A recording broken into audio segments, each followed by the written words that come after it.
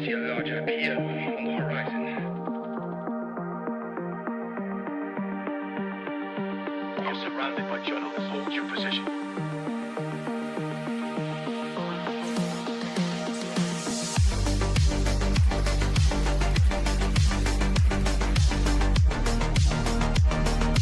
Overnight success.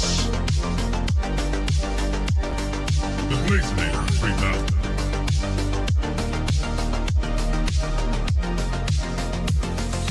Double blade. Right.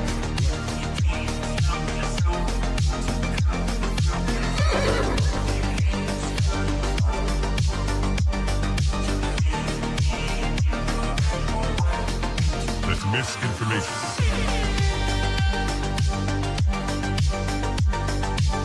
Marking clearing order inbound. That's just wrong. We are surrounded by journalists. Hold your position. Come, get up.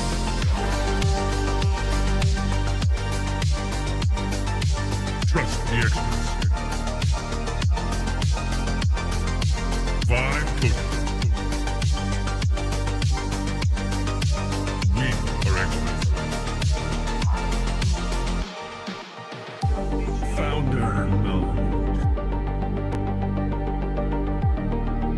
Vibe coding. I see multiple journalists on the horizon. Stand by. Experts. UAV online. Glaze. Double glaze. Triple glaze. Double kill. Vibe code.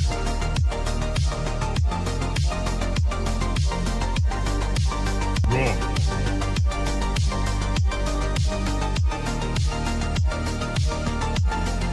Pump is up. Glaze.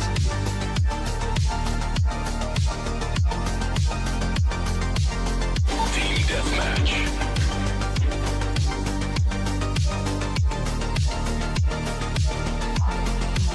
We are experts. Triple glaze. That's just wrong. Right.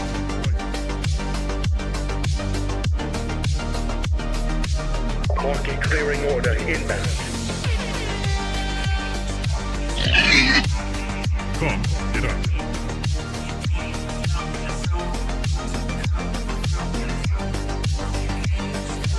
We are surrounded by journalists. Hold your position.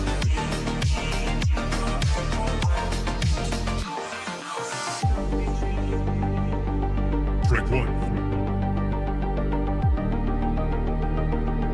Strike two.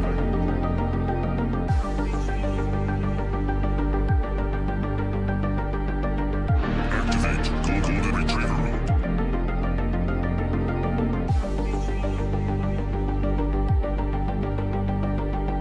Trust the experts.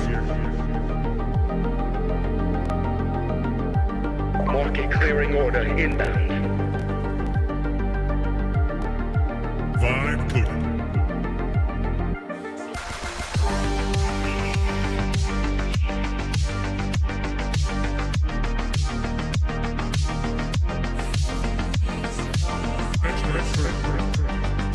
I see multiple journalists on the horizon. Stand by.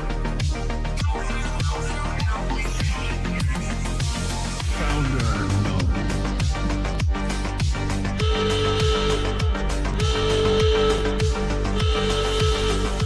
You're watching TBPN. Today is Monday, March 23rd, 2026. We are live from the TBPN Ultradome, the Temple of Technology, the Fortress of Finance, the capital of capital. Let me tell you about ramp.com. Time is money. Save both. Easy use corporate cards, bill pay, accounting, and a whole lot more all in one place. You got the whole Very farm barnyard going theme today. this morning. Very barnyard themed. Let me pull up the linear lineup. Linear, of course, is the system for modern software development. 70% of enterprise workspaces are using agents if they're on Very Linear. fun day today. We got Martin Shkreli Yep. coming on with Max over at Superpower The to peptide debate. peptides, two So very different stances on these compounds, and Now, in we will theory, see how if it goes. peptides Bring work- the popcorn. Is there a peptide that helps with debating? I'm sure there is. Is there like a DBT1, DBT157 that you can take and then you become an incredibly Hopefully, good Max debater? can make one before. We'll see. Then we have Mitchell Green, noon. Lead Edge Capital, coming on 12:30. Shane from Air. We're going into a lightning round, and then David Senner's coming on at 1:15, hanging out in person. Don't forget. We're going to ask him what Robin the meaning of life from is. BNY, Of course. and Matt from Doctronic. Yeah. It's a very fun day.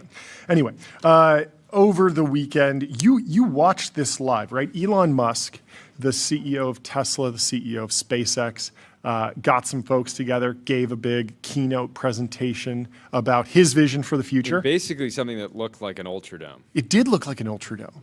And so you watched this, right? I did watch it. I watched a little bit of it, and overall, And if you were taking a shot every time Elon said "epic," you were hammered by the not in any state to drive after about 3 minutes. yeah, he's got so much going on at this point. I mean, he's doing sports cars, Cybertrucks, Model 3, Model Y, just consumer cars, YXL.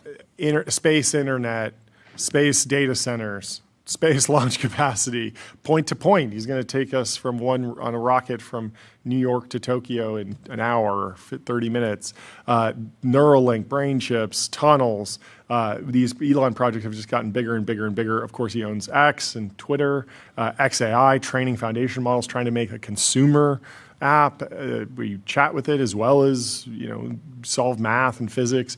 So the big This was super rough. It was. I listened to it, and it was a rough delivery. Like he seemed like he seemed a little like just like, whoa, okay, I got another thing to present. And so the cadence wasn't quite there, and he wasn't able to get the crowd going. There was a lot of like waiting a little bit for the audience to realize that was an applause line. Key disclaimer. Never bet against Elon. True. I'm not dumb enough to bet against Elon. Yes. I'm not dumb enough to try to short any of his company. Yes, for sure. I'm not, by now you should have learned not to doubt what his organizations can do. Yeah. And even though this terafab concept, there's a lot of reasons that you would want to bet against it. Yep. There's a lot of, I don't know that many people that are genuinely sold on the space data centers in the near term. It still is not clocking for me, John. It's not clocking for me. That he's standing on business? It's not clocking. He's standing on business, and it's not clocking for you. To me that he's standing on space business. data centers. And so this entire pitch, notable, seemingly the first time he's put the Tesla, XAI, SpaceX logos together. Sure. The whole thing. No. The tunnel project, Hyperloop, was a blog post that he wrote, and it appeared both on the Tesla blog and the SpaceX blog at the same time. And everyone was like, who's going to be involved in this? And it turned out it was like a couple people from both sides. It became its own company at some point. I'm not saying it's the first time. No. But it does feel like Elon Megacorp. He's gearing up for the Elon Megacorp. Yep. And so just overall. Yeah. The pitch is he's basically saying like, okay, we're going to do terafab. Mm-hmm. It's this really hard project. And the evidence for why you should believe that it's going to work well is he's like, we've done a lot of hard things in the past. Yeah. And then talks a little bit about space data centers. And then he talks about needing something in the order of 1,000 times more compute. Yeah. Then he says to reach a petawatt, we'll build an electromagnetic mass driver on the moon with robots like Optimus and humans. No, but before the mass driver, he's talking about how we're chip constrained, which is true. Elon, he gets it. Chip constrained by 1,000x. Sure. And so we have to do this. Yeah, we have to build more fab capacity. He doesn't he doesn't lay out like a super compelling case of what all the chips will be used for, right? Are they going to be, is SpaceX going to be a neocloud? Is it just for their own internal products, like, self-driving, humanoids? Yeah. Again, my criticism is not of any individual company as much as the presentation. I just came away. He kept saying, like, if we can do this, it's going to be epic. Yeah. And It wasn't there wasn't a really strong follows B, justification. C, There wasn't a D. strong justification other than it's going to be epic. Yeah. And then he just closes out with this render of the mass driver, which is, again, it's tight. Yeah. But I didn't. What was the takeaway on like what we're even going to use the mass driver for, other than to get to a Kardashev 3 civilization? Which again, all this stuff just feels so far in the future. far out. But And when he did drop the line, turning science fiction into science fact? Science fact. No way. Which is, I think, it's a Josh Wolf line. I mean, which I is don't know funny if Josh because Wolf was the first one to ever say it, but it's a good line. Yeah, I think of it as a Wolfism. I do too. And it's funny because Josh Wolf was like the hardest critic of Elon. Oh, that's right. Yeah. And he was That's right. like, he basically had to stop at some point. Yeah, of course. But yeah, he kept saying these lines that he was like expecting, like, kind of laughter. Yeah, it applause. was really hard. I mean, doing like the actual delivery of a speech on stage. I mean, Jensen just went through this with the keynote at GTC, where he didn't have a teleprompter, and he was able to deliver moments and get the crowd going. And the crowd size at GTC is really big, and so even if you just have a couple hardcore fans that really get you and have listened to every Jensen keynote, You'll get they it. know. Yeah, they start clapping, and then everyone starts clapping because it's infectious. And then pretty soon everyone's clapping. This is how it works. So yeah. I mean, the comedic timing, the delivery timing of like when to clap, when to be, whoa, that was a little tough. I don't know, I actually know who was in the audience. It might have just been employees. It had a certain aesthetic to it. But interestingly about the Terafab, this is something I was advocating for back in 2022. So when the Biden CHIPS Act happened, there was this question about like what's going to happen with Intel. Intel should be at the center of the CHIPS Act, because the whole pitch for the CHIPS Act was that America is not on the leading edge of semiconductor fabrication, and so we need to sort of pull our weight with our intellectual property laws to stop Taiwan from exporting them. Remember, Taiwan is its own country. They should, in theory, be able to sell their products anywhere. Like what say do we have over, if Japan wants to sell PlayStations to China or anywhere, why do we have authority over them? Well, it comes down to the intellectual property. There's a lot of patents that have been licensed to ASML, to TSMC. And so we do have the ability to pull levers and strings to sort of limit those, especially if they're packaged by NVIDIA, an American company. We have export rules, but it's a stretch. But the whole thesis was America is going to lose to China unless we do this. And so Intel was a very logical one. And I remember there was like 60 billion or something up for grabs around the CHIPS Act. At the same time, Elon was marshaling around 60 billion to buy out Twitter, something like that, 40 something billion. And then Intel's market cap, they're a $220 billion company now. I think that they were lower back in 2022. They were maybe 150 billion. And so it would have been a stretch, but between the CHIPS Act money, all the private equity dollars that came in, all the venture capital dollars that came in to buy Twitter, there was a world where Elon just bought Twitter. And there was also that rumor that he was maybe meeting with Global Foundries, that there were a number of different what is Elon really great at? He's great at engineering, efficiency. What does Intel need? It needs engineering efficiency. There was a world where, they teamed up and Intel, really delivered on building new facilities much quicker. Yeah. But so here we are. I think it makes total sense for Elon to make chips. Yep. I think it will make sense over time for XAI to start offering cloud services to other companies. Yeah. Having compute is valuable. But still, this seems like a kind of just kind of a blatant sci-fi pump going into the IPO.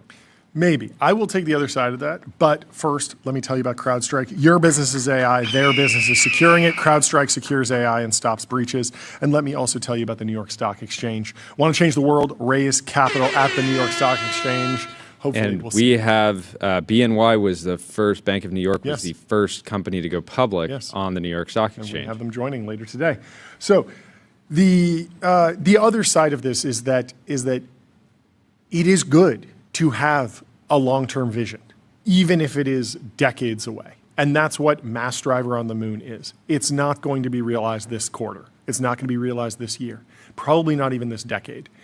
Elon, interestingly, didn't really put a date on it. Like did he say something specific? He said, "I hope to see it in my lifetime." Yeah, in Which his is like, I mean, he's 54. He's got a while, right? Yeah, if he's a radical life extension guy, he could be like 300 years from now. Who knows? That's a very vague timeline. Whereas in the past, with point-to-point, with Roadster, with Cybertruck, with space data centers, all the other Elon pitches have been very focused on, we think we can do this in 5 years. We think we can do this in 2 years.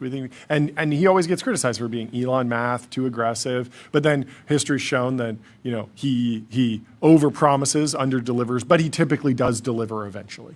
And if the technology is completely new, no one else was going to build it, and he's the first one to build it, like, it's fine because Starlink works. It was the first LEO constellation for satellite internet, turned into a huge business, wound up being a great technology. And so even if it was late, I don't even remember the Starlink predictions, but even if that was late, it's fine. It was still good business. Now the mass driver's a lot crazier. I was going back and forth with Tyler about this, trying to get him to nail down a prediction. We started with 100 years. Do you think it's possible to put a mass driver on the moon in the next 100 years? Yeah, but You said yes. No, so it's possible. Yes, there's all sorts of like qualifications. Right? Okay. I think the thing it was like 300 metric tons. Okay, we will go through. Space. We will go through my conditions. We will also go through my timeline, and then we will get everyone's predictions for how long this will actually take. So first, there was this interesting moment last year when everyone sort of like came around to the same AGI predictions or the same super intelligent predictions, saying 8, 10 years, George Hotz, Dwarkesh, Karpathy, Sam Altman. There were a number of people that were all saying in various words, like Sam said, a few thousand days. Dwarkesh had this probability distribution that said 2032. And so everyone was sort of in the 7 to 10 year range. And it was just this interesting moment in the AI industry, at least, where everyone had a clear definition of like what super intelligence would be. And then simultaneously, everyone was like, yeah, it's not this year. It's more like 10. And so it was a cool set of discussions, and I enjoyed that moment from last year, sort of around November last year, fall. But we are so far away from consensus around mass driver timelines. I thought it'd be interesting to start developing a thought process around what is a mass driver, what does success look like, and what are reasonable timelines here, even though I agree with everyone and with what you're thinking, which is that it's really far away, because it is. So first, we have to define what a mass driver actually is. In simple terms, it's an electromagnetic launch system fixed on the lunar surface that converts energy. So you put down some solar panels, you take energy, that's the electromagnetic. So you're not putting up fuel, and then, because that's extra cost, once you're there, you can just repeatedly get sunlight, turn that into energy. It's fixed to the lunar surface, and it's going to successfully accelerate a payload to lunar escape velocity, which is 1/5 of Earth's escape velocity. You got to be going 5,000 miles an hour to escape the moon's gravity well. You have to be going 25,000 miles per hour to escape Earth's. So from an efficiency and energy efficiency standpoint, it's much better to leave from the moon than to leave from Earth. So then the payload needs to go somewhere useful. Like, you make this thing. In this video, he's talking about making satellites on the moon. That's even farther away, but those have to go somewhere. So you can't just launch them into deep space. I mean, unless that's where you're going. Usually you would go to a lunar orbit or an Earth orbit or some point in between the moon and Earth. And there are more intermediate steps. You don't need to go straight to satellite with a chip on it from the moon to wherever it's going. You can start just by launching rocks, which sounds crazy, or water or hydrogen. If there's ice on the moon, you can split that into hydrogen that can be used as fuel with electricity. Electrolysis is the technique for that. Even just moon rocks can be used as radiation shielding. Gabe says, what is this mass driver you speak of? SpaceX is getting in the supplements game. That's a They great should name make, for They us. should make a They've done the Tesla tequila. Yeah, exactly. Yeah. They should make a mass gainer Mass that they driver. release now and say, hey, you'll get, if you buy this, you'll get priority access to the mass driver on the moon. I like this. I like this a lot. I would definitely be a daily driver of the mass driver. And so, there's this question of like, you set up this thing, that's going to take forever, be really expensive. What are you actually pushing into space? You probably start with basic materials. So rock, literally rocks, metal, oxygen, water, a lot of useful space What if the infrastructure asteroids that we get into our atmosphere Yeah. is just an advanced civilization somewhere else, just hurling?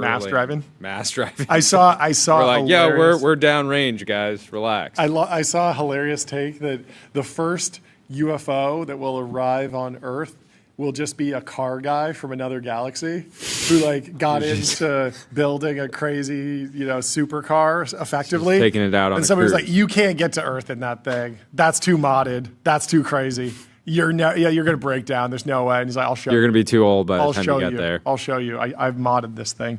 A lot of useful space infrastructure needs heavy shielding.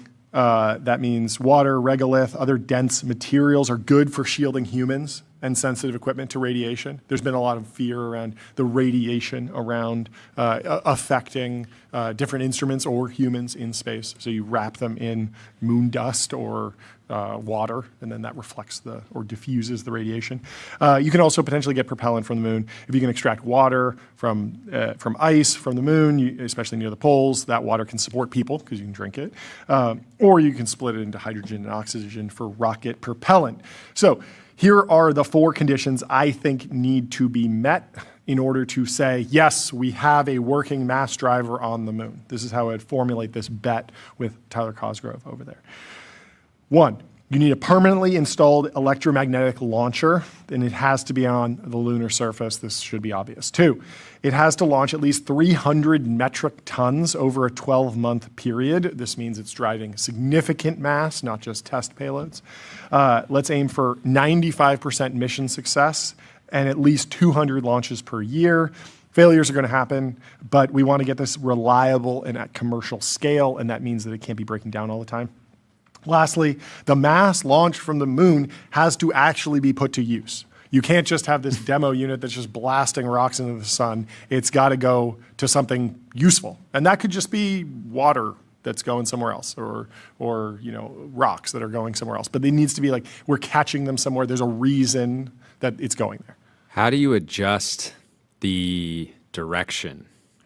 I think at the last second, if you have the trajectory right, it's like how much do you go up, how much do you go over, how much do you go left, and it's And then, just of course, once whatever's launched is Yeah. floating in space, and you can use propulsion to kind of move around. But Yeah. So I mean, with that, it seems like it's a pretty basic satellite that doesn't have any propulsion on it, but you could potentially put some, like even just a gas canister. yeah, I was on there. more asking because it's like, okay, do we need every possible angle of mass driver? How many mass drivers do we need? Because I'm assuming we don't want to send every single thing that we want to send into space The exact in the same exact angle? same direction. Okay, we're going to sell that one later. That's a 2065 issue.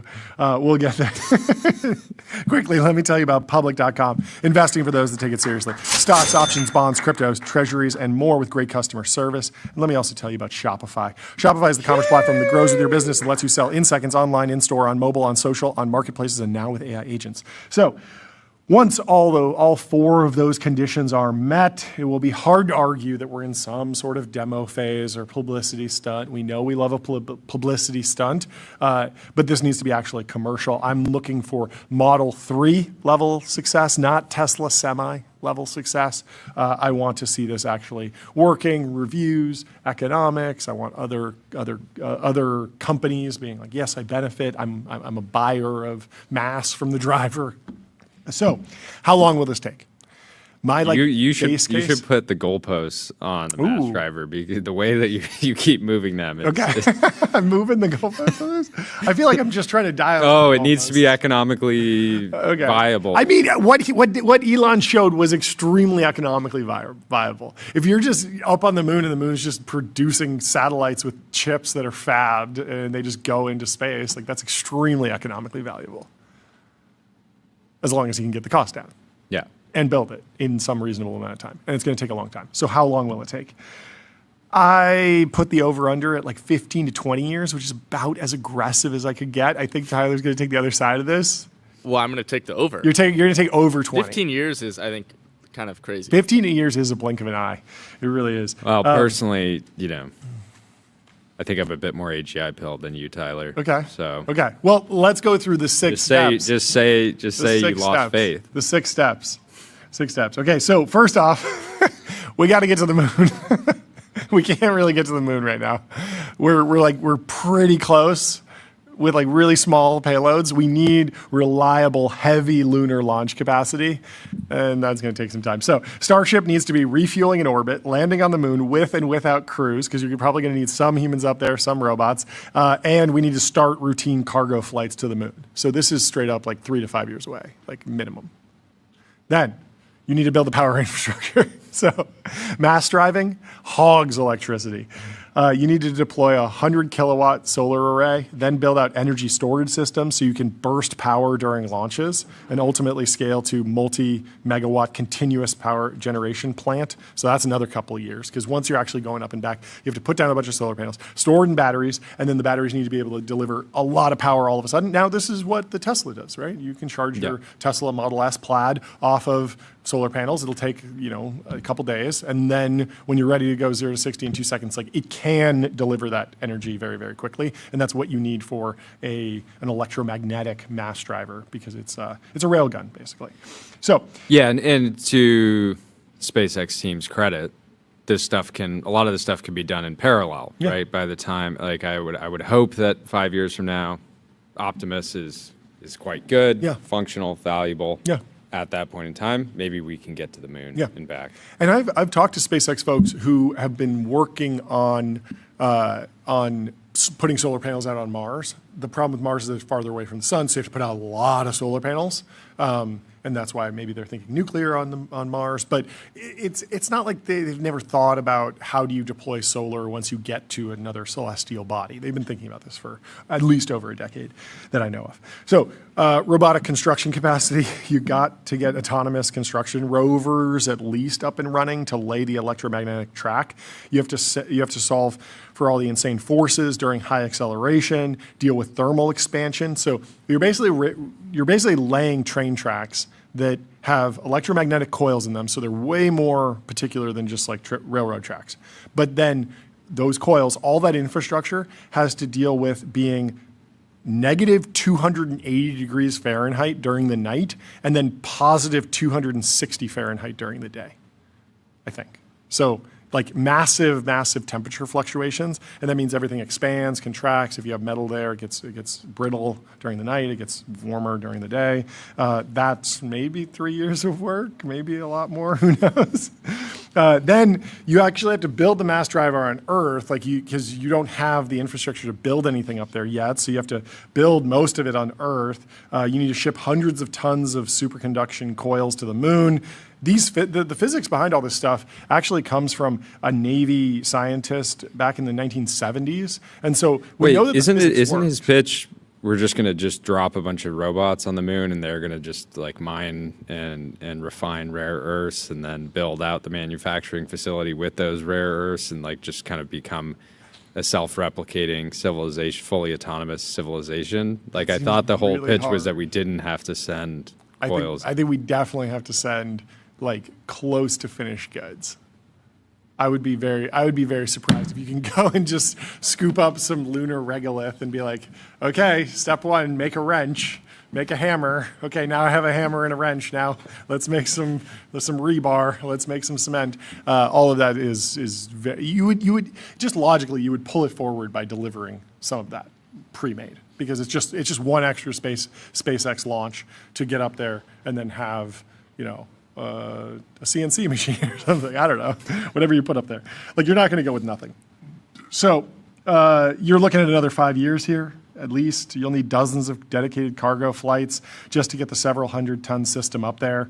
Then you need to assemble the track sections with humans or more likely robotic crews, integrate the power supply and cooling systems, test everything rigorously. Integration hell can take years, but should overlap with some of the other milestones. Lastly, you need to shift into operational launches. Your first payload needs to achieve escape velocity, and at no point can a catastrophic failure result in permanent damage to the mass driver or the energy infrastructure. And obviously, we've seen test failures at SpaceX where things blow up and it can hurt other support infrastructure and that can delay things. And so we know how long the mass driver is roughly. I think like 1 kilometer is about enough, but I'm not 100% sure on where that is. But that's a long way to go. If the California government thinking about one kilometer of track. That's 50 years right there. So, just testing all that, not damaging things, any unforeseen setbacks, that's another 5 years with lots of variability. The good news is that once you've built it, like the benefits are really good. Like you don't have an atmosphere, there's no drag, no weather, no air resistance, and of course gravity is a lot less. So you still need a plan for where the mass goes after it's driven. You got to catch it, kind of, and that's a whole nother problem. But and when you add all these projects up, you start easily getting into the decades. But and the render just kind of played. Yeah. Everyone clapped, and then the presentation was over. Mm-hmm. But the idea is to put more space data centers on these. Yeah, I mean, if you think about this in like the most grand project you can imagine, which is like the Dyson sphere. Basically, solar panels directly around the sun, all the way around the sun to capture all of its energy. You're going to need to send a lot of solar panels to the sun. Making those on the moon is lower cost, potentially, than making them on Earth. That's the theory. But then, in the meantime, Elon's clearly thinking about making at least part of the satellite up there.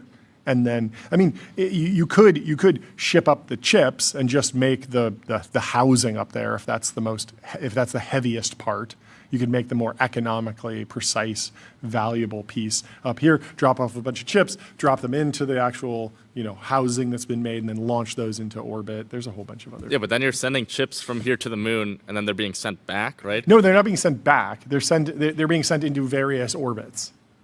Okay, so these are not the... Yeah, and then again, my concern, and again, I'm not a mass driver expert. I'm just kind of thinking through this, is like, what if you got like one shot, basically?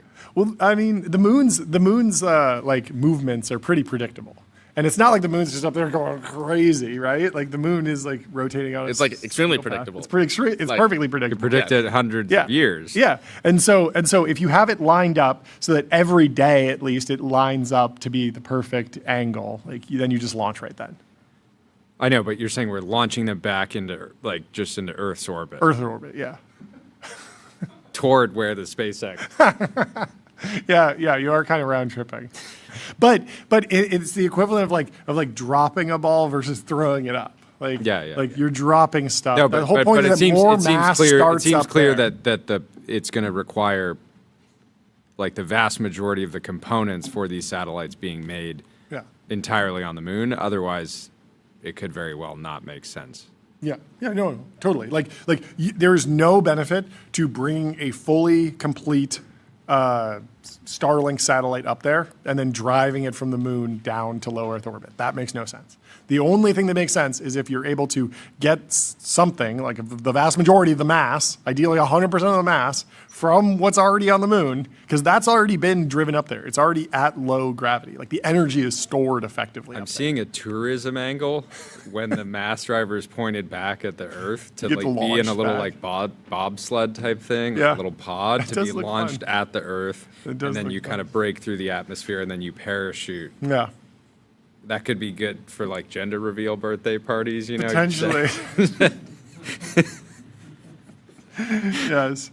Well, let me tell you about Restream. One live stream, 30 plus destinations. If you want a multi-stream, go to restream.com. And let me also tell you about Cisco. Unlock critical infrastructure for the AI era. Unlock seamless, real-time experiences and new value. Okay, predictions. Tyler, you're going over 20 years. You're going but over give us, Going over 20 Are years. you going many- under 70 years? Yeah, it's just so hard because like right now I don't. It's hard to see like a real economic incentive to do this. Like because even space data centers, it's like still pretty hard to like figure out how like why that like really makes sense. Yeah. But then like for this to work, you need maybe space data centers, but you also need them to somehow be built on the moon for them to make sense, right? Yeah. So I think, maybe I'll like median is like something like 70 years. 70 years? Okay. Median, 70. Give me 50 years. 50 years. Okay, 50 years. Getting more techno-optimist over here. Jordy, if I'm at 20 and Tyler's at 50, where are you?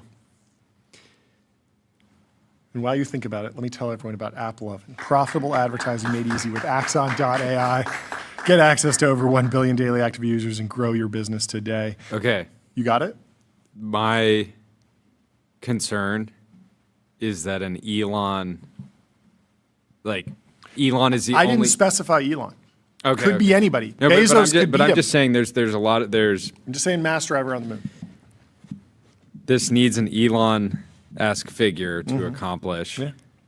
And yeah, I'm thinking more in that 50 year range. Over 50 or under 50? We gave Tyler exactly. I changed. I'm going 30. 30! I'm going 30. Whoa! What I think 50 what is too long. changed?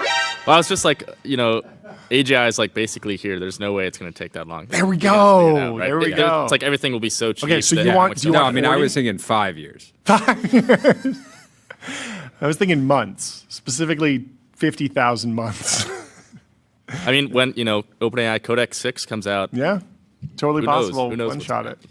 No, Yeah, no. Even in the software only singularity, So here's there the is thing, just here's the amount thing. of time that takes to I build have things. I have a pull to mid curve this one. Okay. And just think, Yes. okay, this is just a big pump. Yes. This is just a big pump You're going into the mid-curve. Don't IPO. mid-curve. We need the semiconductor pump, we Okay. need the space pump, the mass driver pump Yeah. to get to the $2 trillion valuation. We need a lot of pumps going on, Okay. right? Space data centers, Yep. mass drivers, semis, Yep. it's the final pump, basically. final- That is the mid curve. That's the mid-curve. That's the mid curve. Okay. What's the left curve? The left curve is Elon Good. Elon Good businessman. AI accelerate. Yeah. Elon Good businessman. 5 years. Elon make thing.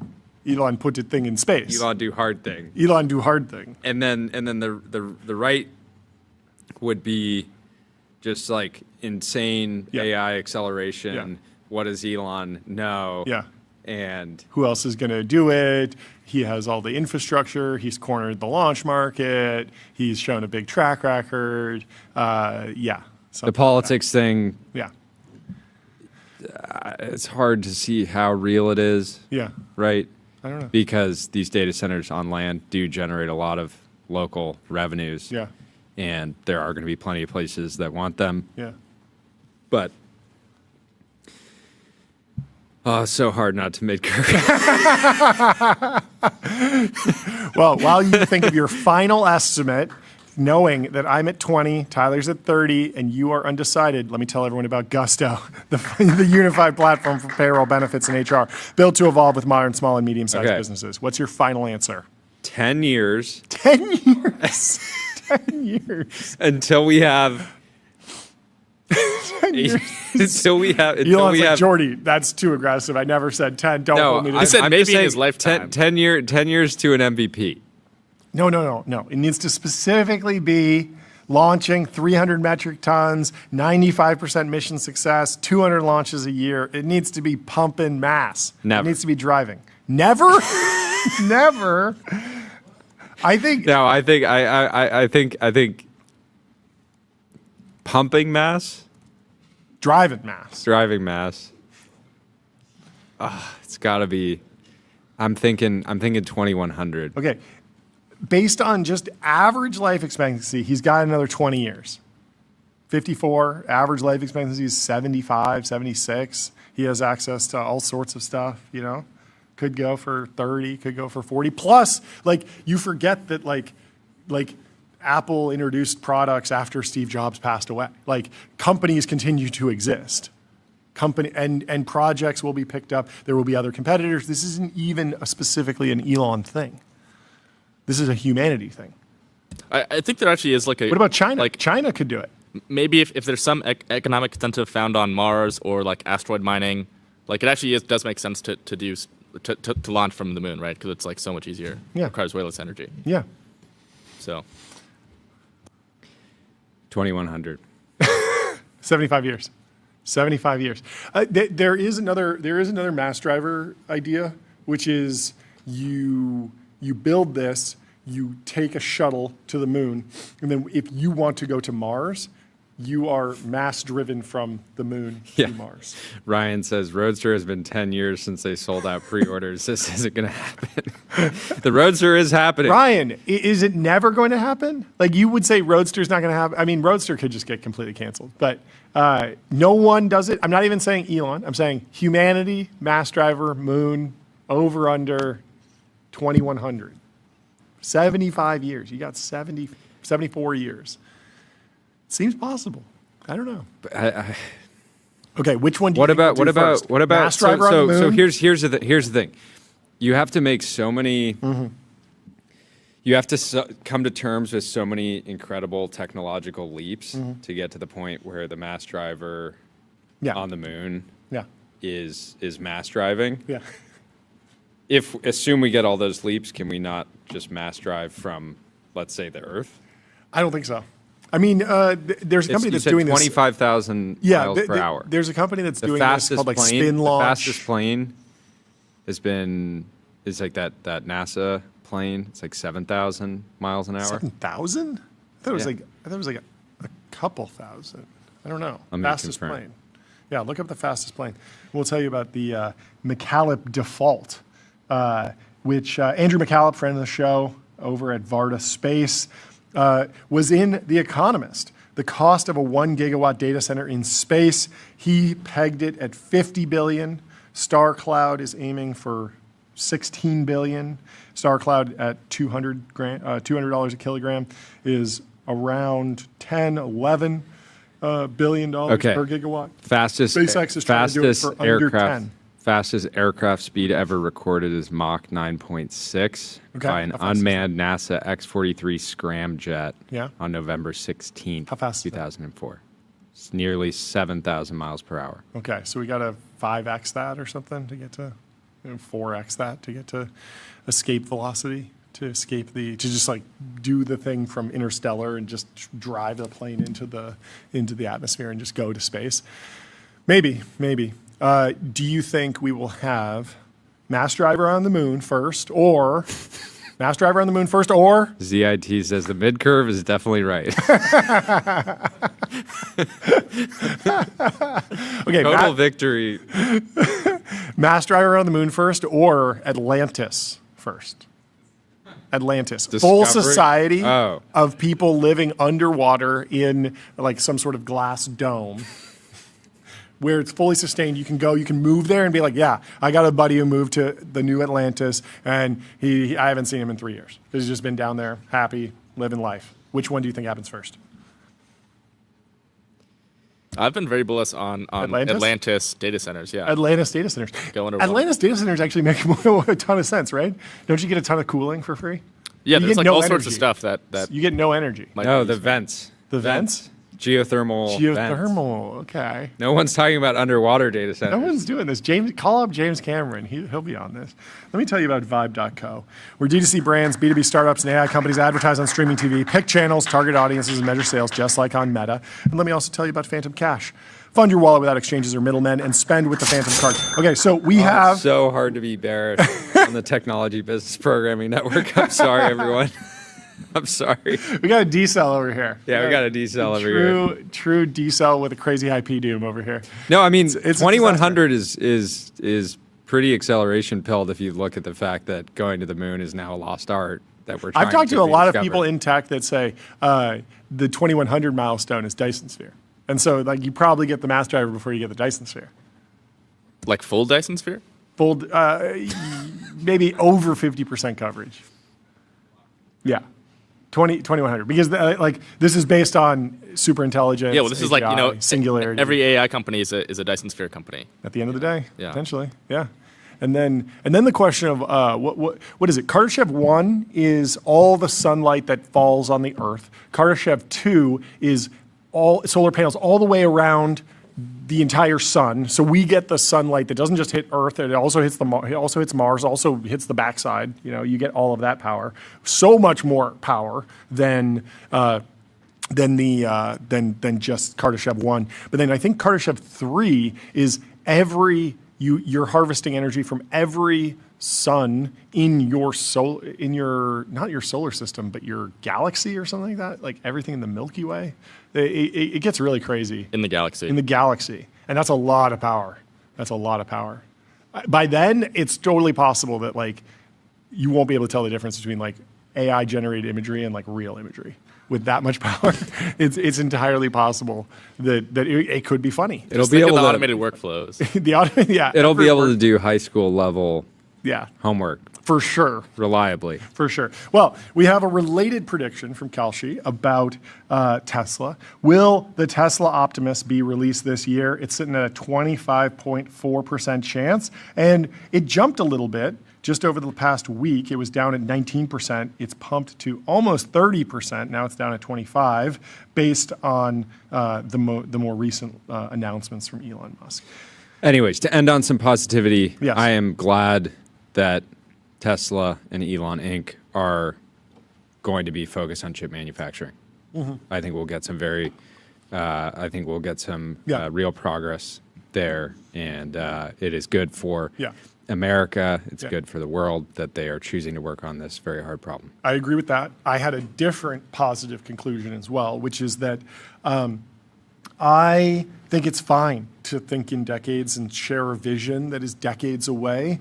The last thing I want is for technologists to be devoid of long-term vision. I really don't want there to be like an end of the tunnel. Oh, we're just working towards super intelligence and then we can all become complacent. I'd much rather get excited about projects many years away or decades away that only have a slight chance of working rather than the alternative, which is just stagnation. And so I'm cheering for the mass driver. And there's that old phrase, shoot for the moon. If you miss, you'll land among the stars. And I couldn't agree more with that. I think it's the other, shoot for the stars, you'll land on the moon, right? No, it's not that. It's shoot for the moon. If you miss, you'll land amongst the stars. If you shoot for the stars, you're just going to randomly land anywhere. The chance that you land on the moon. The moon is closer than the stars. No. You shoot for the moon, which is this narrow target. And if you miss, you go off into the stars. Okay, you're talking about directions. I'm talking about like distance, right? Yeah. If you're shooting for the stars, you don't get all the way there. You're still on the moon. Once you've reached escape velocity, if you miss the moon, you'll just keep going until you hit a star. It might take you a long time, but you will land there. I think I'm right about that. I don't think. Look it up. So let's head over to. Take us somewhere else, Jordy. Let's head over to suspended cap. Okay, what do they have to say? Are they bullish on? Is suspended cap bullish on the presentation? Terafab, suspended cap says Terafab is a blatant pump. It actually disgusts me. There will never be leading edge chips from them. There will never be data centers in space. It's such a blatant effort to IPO SpaceX on the back of some pie in the sky BS and then merge with Tesla, do humongous raise and keep blah, blah, blah, blah, blah for 5 years. Anyway, not suspended cap's not a fan. Decel. Suspended cap's a decel. Anyway, let me tell you about Railway. Railway is the all-in-one intelligent cloud provider. Use your favorite agent to deploy web apps, servers, and databases and more, while Railway automatically takes care of scaling, monitoring, and security. Should we go over to the Mall King? Where should we go next, Jordy? Let's head over to the Mall King. Okay, so there was an obituary in the Wall Street Journal for David Simon. He was a Mall King who was both feared and admired. He had ruthless negotiation tactics, an obsession with details, and a sheer force of will that turned his family's real estate business into the largest mall owner in the country. He passed away on Sunday after a cancer diagnosis in 2024. He was diagnosed with cancer in 2024. He was 64 years old.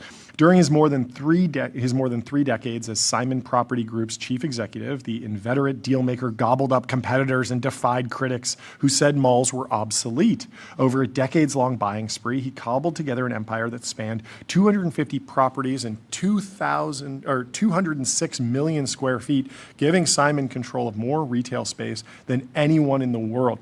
His success helped propel the family to the wealthiest echelons with an estimated net worth of $11.6 billion, ranking number 38 on Forbes magazine's list of the richest American families. The Simon family, through a charitable donation, donates to many causes, including a $5 million gift to Columbia University. At a time when malls were failing and retailers were filing for bankruptcy, Simon invested in his properties, beefed up their luxury offerings, and added non-shopping tenants such as high-end fitness centers, high-tech mini golf courses, and upscale residents. I feel like that has been the secret to success with the modern mall. There's a lot of malls that have sort of mid-tier or low-end retailers where it is actually pretty comparable to shopping online. You go in, there's no one that's really going to talk to you. The stuff's just there. It might be on the floor. It's messy. But then there are certain malls that have leaned into the higher end experience, and they're, oh, would you like a drink? Like, let's talk about what you're thinking. Let's, show you all this stuff. Try this on. And it's much more, it's just in a completely different tier than e-commerce shopping. And so I feel like those properties and those chains have done very well. So along with partners, he snapped up ailing retailers, including Aeropostale, Nautica, Eddie Bauer, JCPenney, Forever 21, Lucky Brand, and Brooks Brothers. The arrangement propped up the chains, prevented large vacancies in Simon malls, and turned out to be moneymakers for the company. Effective Monday, Simon's board appointed Eli Simon, one of David Simon's 5 children, as its CEO and president. The Mall King was both feared and admired and could be both charming and terrifying. Simon unleashed a tirade at Coach executive Todd Kahn during their first meeting in the decade of the 2000s after the handbag maker tried to renege on deals to open stores in Simon malls. There was no shortage of profanity, Kahn said. The two came to an agreement and became friends. Nothing like a screaming match to kick off a lifelong friendship. David's word was his bond. You could have bang-out meetings, but if you came to a resolution and you shook hands, it was golden. That's a good way of doing business. Well, R.I.P. to the Mall King. To the Mall King. And hopefully we'll get a chance to meet Eli at some point. Yes. OpenAI is offering private equity firms a guaranteed minimum return of 17.5%, as well as early access to models not yet in public release. There was a lot of chatter on the timeline going back and forth, like, is this some sort of weird guarantee? Is this not normal for private equity dealing? Market Participant had a good breakdown to take you through it. So why don't you read through some of this? But first, I will tell everyone about MongoDB. What is the only thing faster than the AI market? Your business on MongoDB. Don't just build AI, own the data platform that powers it. Many are saying OpenAI's $10 billion private equity joint venture is giving a desperate feeling. A lot of people were throwing up the red flag emoji, saying vendor financing dressed up as venture capital, guaranteed returns that smell like a Ponzi. A company burning $14 billion this year, buying distribution it can't earn organically. I'd push back. TPG, Bain Capital, Advent, and Brookfield put up $4 billion. They get preferred equity with a 17.5 minimum return, board seats, and early access to OpenAI's newest model. OpenAI gets instant distribution into hundreds of portfolio companies, no traditional enterprise sales cycles, no selling company by company. The part people are missing, a huge number of software companies are privately held. Thoma Bravo alone owns 75 software companies generating $30 billion of annual revenue. PE firms collectively did $1.8 trillion in buyouts last year. These companies are shifting to heavy token consumption. AWS knows this. They run a dedicated PE sales function. Talk about a dream job. I would kill for that. Yeah. Yeah, if you love private equity, yes, hard to imagine anything better. Sorry. Advisory programs, transformation consultants, the whole apparatus. Azure and GCP do the same. OpenAI is running the cloud distribution playbook, wholesale tokens to PE portfolios at scale. The difference is exclusivity. AWS doesn't ask PE firms to put up $4 billion to take board seats. They give the advisory away. OpenAI is asking for capital commitment, which buys preferential access, dedicated forward-deployed engineers, and a financial incentive for the PE firm to actually push adoption across its portfolio. A PE firm that invested $4 billion in this JV isn't running a parallel RFP with Anthropic. That's the point. The 17.5% return looks like a red flag until you look at it closely. It's preferred equity hurdle, not a coupon on debt. This is the main thing that the hundreds of posts I saw are missing. Priority on returns before common shareholders. So it's preferred equity plus a return on top of that. OpenAI is buying captive distribution channel into enterprises they'd otherwise spend years trying to reach. Anthropic is running a parallel deal with Blackstone, Hellman, Friedman, and Permira. It's $1 billion common equity, no guaranteed return, more of a Palantir-style consulting venture. Both companies doing this simultaneously tells you where enterprise AI is heading. The bear case is real. 95% of enterprise AI pilots fail to deliver ROI. We've already gone. That's not true anymore. But that was one study, and again, it was every agentic coding. $14 billion in projected losses this year. Profitability not expected until 2029. All true. And OpenAI's enterprise business is already $10 billion of $25 billion in revenue, 40% and growing to 50% by year end. The distribution problem is what's left to solve. And anyways, goes on and on. But yeah, overall, I think like people are taking one data point out of context, kind of spinning it into something that looks like quite extreme and concerning, when in reality is just giving them a preferred return, which is somewhat normal. Yeah, good takes here. Let me tell you about Cognition. They're the makers of Devin, the AI software engineer. Crush your backlog with your personal AI engineering team. And let me also tell you about Okta. Okta helps you assign every AI agent a trusted identity, so you get the power of AI without the risk. Secure every agent, secure any agent. Financial Times had some reporting Saturday, OpenAI to double workforce as business push intensifies. I love a business push, so this is fantastic news. Matt Slotnick says, TBH, the biggest risk to incumbents may be that labs absorb all the top talent. Labs already get great engineering talent, but this will spread to product, sales, marketing, etc. When they become the optimal destination to solve the problems of your customers, it's going to get ugly. Yeah, basically, you have a big enterprise. Instead of going and doing and trying to figure out like the right SaaS solution for a specific problem, you can go to a lab and get something similar. As part of that workforce push, OpenAI tapped former Meta executive to lead their ad push.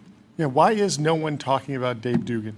The Duganator. The Duganator. It's crazy. Dave Dugan, a former top advertising executive at Meta, is going to lead ad sales. Dugan, who announced earlier this month he was stepping down from his role as vice president of global clients and agencies at Meta, has been named Vice President of Global Ad Solutions for OpenAI. He will report to Brad. Lightcap. The Lightcapinator. The high-profile hire underscores OpenAI's urgent push to generate new revenue streams to support its enormous funding requirements for its computing needs. Yeah, Eric Seufert had some good commentary around like the ad sales strategy.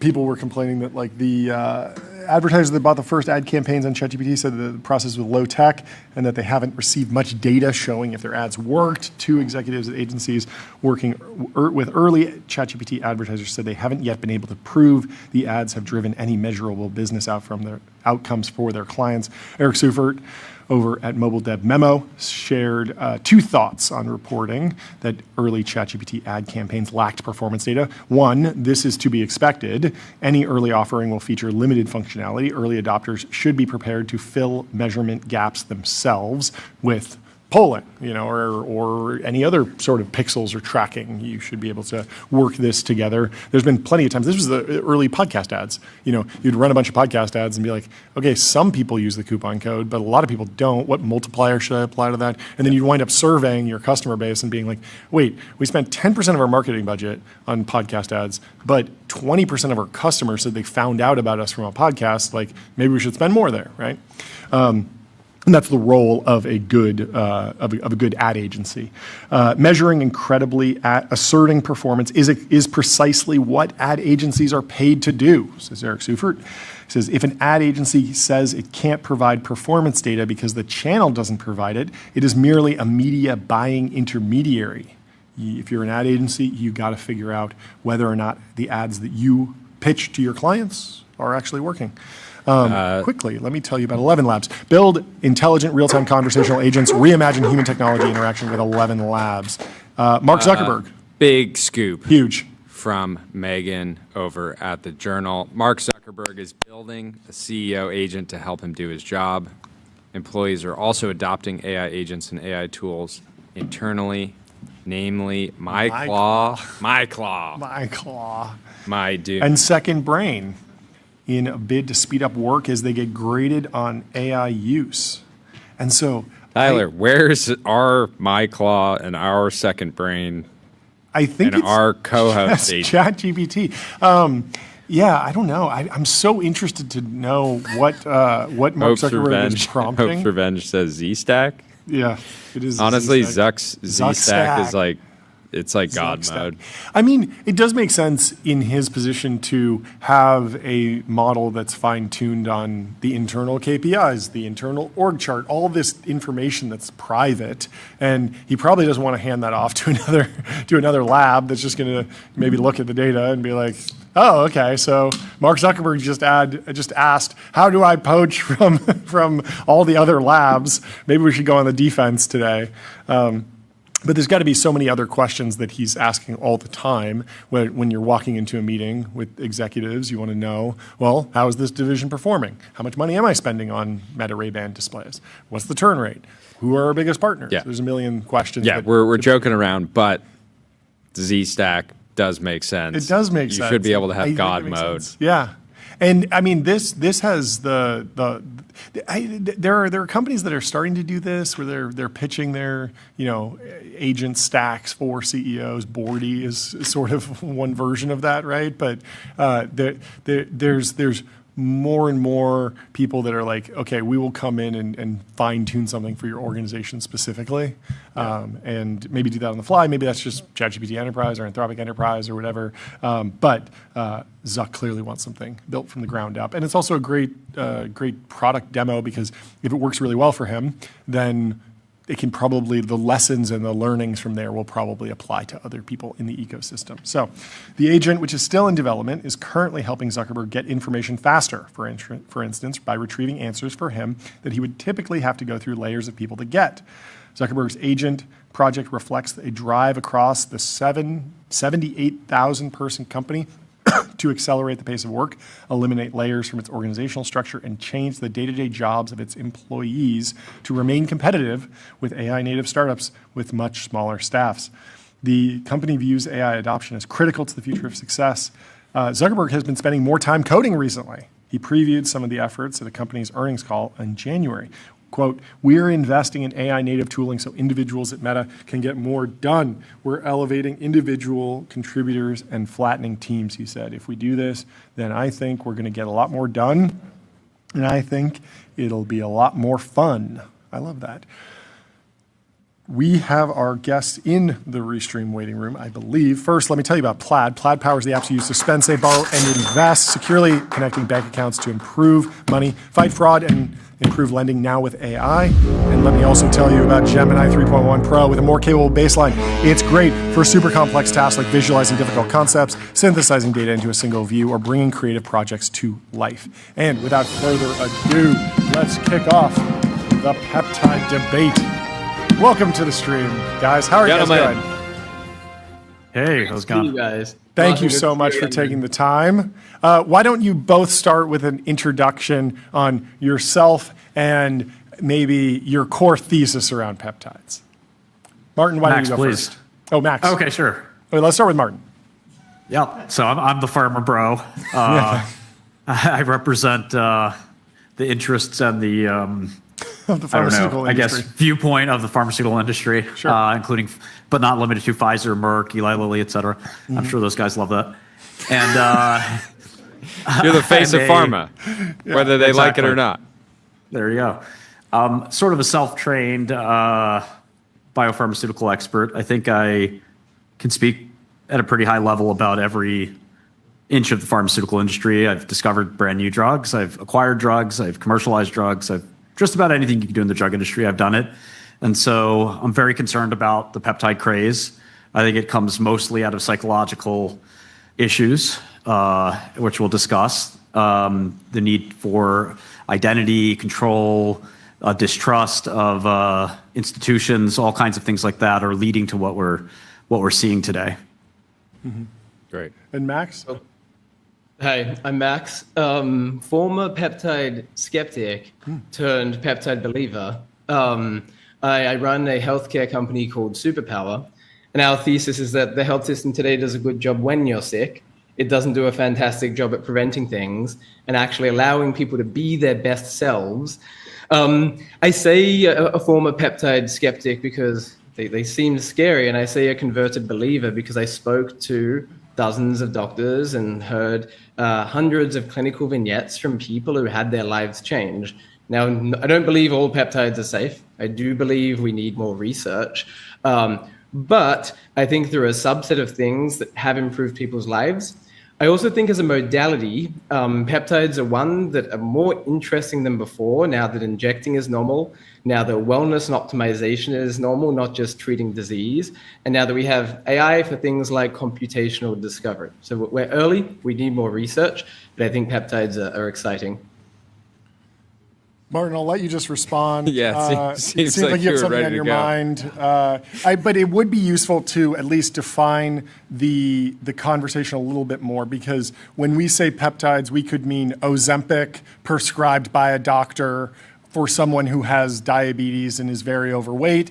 It could also mean the Wolverine stack taken by a 15-year-old in a gym in Miami, right? And like, there's a wide gap here. So let's maybe narrow it down a little bit to probably off-label use. I don't know exactly where things start to get fuzzy for you guys, but defining a little bit more of where the actual point of debate, because I imagine that there's agreement with the extremes. Yeah, I mean, isn't there a problem when we have to redefine semantics that have been defined forever? Okay. You know, isn't this like somebody saying, oh, I'm using, GPT instead of using AI or something like that? Like, Sure. There's a specific meaning. Like, peptide has this very specific meaning, and they're not new. They're 80 years old. People have been using peptides forever. And in fact, in pharma, you try to avoid peptides because of their inherent weaknesses. You go for small molecules or really large molecules like antibodies. Peptides are sort of the worst of both worlds. So the idea that we've taken this kind of like last place drug class and then turned that into like the standard bearer for do-it-yourself medicine is kind of humorous to anybody who actually understands pharma.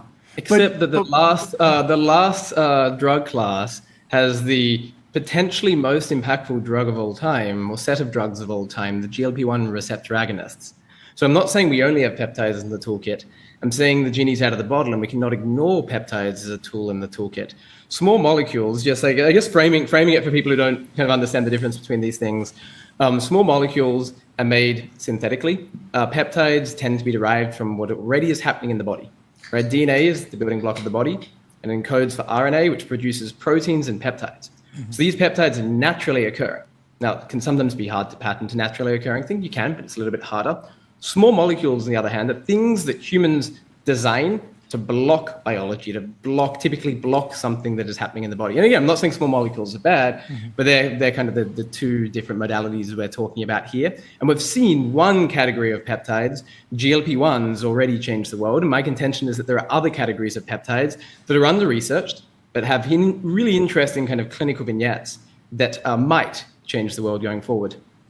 Martin? We know there's large. But I think like why we're having this conversation is because people are just injecting a number of them into themselves now, and you're saying they might change the world, but people are going through the process of self-experimentation, and there's a bunch of companies, private companies, that are happily facilitating this and profiting off of it when it seems to be a large number of risks that are still unknown. At least that's my point of view. Yes. Yeah, exactly. So, I think that's right. So maybe let's start with stuff that's not fully FDA approved. I think the canonical example would be like the Chinese peptides, the Retas, the stuff you buy online and inject, and it's based on some interesting scientific literature, but it hasn't actually been through the full FDA process yet. Where do both of you stand on that? Yeah, I mean, why do you have a right to pirate somebody's intellectual property? Oh. You know, this is the property of Eli Lilly. They discovered it. They spent billions of dollars on it. Mm-hmm. You want to steal it? You want to work with a Chinese company stealing it? I mean, that's not good for America. Mm-hmm. That's not good for the drug industry. And guess where do these drugs come from? They come from American R&D labs. And if you keep stealing them and pirating them in this like weird twilight, like, you know, DIY drug system, which is not very large, at least compared to pharma, you know, I don't know if you make a big impact, but if it went very large scale, you would. I mean, you'd stop having drugs the same way pirating music would you know, have huge ramifications for the music ecosystem. So you have to respect intellectual property to some extent. And then taking a retatrutide, which is just sort of a GLP plus, if you will, instead of just waiting for it to be FDA approved or like using Ozempic, I think this is like the worst risk-reward decision you could possibly make. It's like some of the decisions I used to make in the past. You know, what is your upside to taking illegally manufactured retatrutide from some other place and you can't verify it, et cetera, versus just taking Ozempic? The people that take peptides and have these peptide stacks are mostly people in SF, maybe New York. They're very wealthy people. They don't know what the rest of the world looks like. Nobody else in middle America is excited to do this. It's not normal, Max, to inject yourself with things. You know, this isn't like a thing everyone should be doing. And so, to me, the retatrutide case is really insane because this is a drug that Eli Lilly is going to get approved eventually. Sure. And the fact that, you know, there are people dying of certain terrible diseases and they need compassionate use. They need to get on extension programs. But nobody needs retatrutide now, right now, before FDA approval in a few months. I think we agree on this. So I think the things we agree on are that the existing FDA-approved GLP-1 receptor agonists are an interesting category of drug and they're a peptide and they're impactful. I think we also agree that companies should not do things illegally and infringe on the patent for Reta, right? I do think the patent system incentivizes innovation. I think the crux of where we disagree is not, and just quickly on this is an SF thing. That is not true. If you speak, I know dozens of people who own these research use companies, and if you speak to them, the majority of their audience is Middle America, not SF tech bros, despite the tech bros being noisy on Twitter. I think the crux of where we probably disagree is the 14 or so peptides that RFK has said they might move from category 2, meaning they cannot be compounded, back to category 1, meaning they can be compounded. And I guess my like general statement here is that people are taking these compounds, right? They're already using them at scale, right? And the way to minimize risk, is to move them from category 2 to category 1, right? To legalize them. Because the risky thing is the dodgy supply chain we have today. The risky thing. Well, isn't the risky thing just doing like massive sort of unofficial, you know, human trials when we don't? No, I don't think so. So I think that is true for peptides that we do not have longitudinal clinical experience and patient experience with. But let's take something like BPC 157, which is one of the most controversial ones. So let's go right to the meat of things. Let's take something like BPC 157. My contention is that thousands of doctors prescribe this. They do, and have prescribed this for 10 years. You can't prescribe this drug. They give it to their patients, right? You can prescribe it, you can be semantic, give it to their patients. It's not a drug. Thousands do that. My statement is not the semantics of prescribing. My statement is thousands do this. Okay. My other statement is that millions of patients have taken this. At least hundreds of thousands, I believe millions, have taken this. Yeah. And that clinical experience, again, is not an RCT, but we cannot ignore it. Yes, you can. Yes, you can. Okay. You can absolutely wait. It sounds like there's some sort of fundamental disagreement here about like the way BPC 157 is being distributed right now, because I know people that have told me that they've taken it. I thought that they were getting it prescribed or recommended to them. Like, Martin, what is your? We can agree that it's being given to them. I think they're getting it. They're getting it. But what's actually happening it's here? Being, how is this happening? Out in the back alley. Isn't that what's happening? They meet in the back alley. It doesn't seem like that. Yeah. It seems like there are doctors that do have the ability to. There are many of the best doctors in the world. So when I was first introduced to peptides, one of the most esteemed doctors in the US said to me, "Max, you take so many supplements. Have you explored peptides? Because I think they're a really interesting modality with a few decades of clinical use. Sure. Right? And when he said that to me, I was like, no way, this is bullshit. I'm not injecting myself with something. That was weird. So what I did is I went around to around 20 different doctors whose opinions Should have trusted your gut. whose opinions I respect. Yeah. And I asked them about peptides. And normally when you ask these doctors about anything, you ask them about red meat, you ask them about spinach, they're all divided. Yeah. Right? They're all like, one view, another view, punches. With peptides, just about all of them except one said these are really interesting. I have used these in my patients. Okay. I believe that endogenous molecules, peptides that exist in our body, are going to be the future of medicine. And those doctors have the incentive to not be wrong. If they're wrong, they could go to jail. If they're wrong, they can have their license stripped. If they're wrong, patients don't come back to them. So they have the maximum incentive. And for 10 to 20 years, they still give this to their patients, and their patients say, my life changed. Now, you might say it's placebo. My statement is the patient says their life changes, and the doctor sees that. Okay, Martin, I want you to react, but I also want you to sort of set aside the intellectual property argument. I like that argument, but let's focus on the what doctors are doing, how BPC 157 is being delivered, that type of thing. So I'm a drug hunter, right? People like me, Vivek Ramaswamy, we look all around the world for medicine to buy and medicine to put into companies that great firms like A16Z and Founders Fund and other more healthcare maybe focused firms will fund, take it to the IPO, which I've done before, and get paid huge amounts of money. That's what I do. That's what I'm good at. That's why I'm the farmer bro. BPC 157 is the biggest scam I've ever seen. It does absolutely nothing. There's no redeemable value to this. Do you know the story about it? Do you guys know? Jordy? No? Please tell us. This guy in Croatia made it, Sičić, my hinterland brother.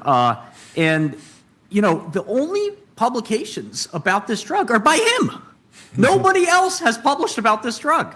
It's not a drug, in fact. Nobody's even confirmed that it's a peptide from the gastric juice, as he claimed. Nobody can find a sequence that matches that, and the gastric juice of human beings has been thoroughly profiled. It's a 15-mer peptide, so it's 15 amino acids. Half-life is minutes. There's no plausible physiological basis for it to work. And it's been in clinical trials. Pliva was a local drug company in the Balkans, very well respected, might add.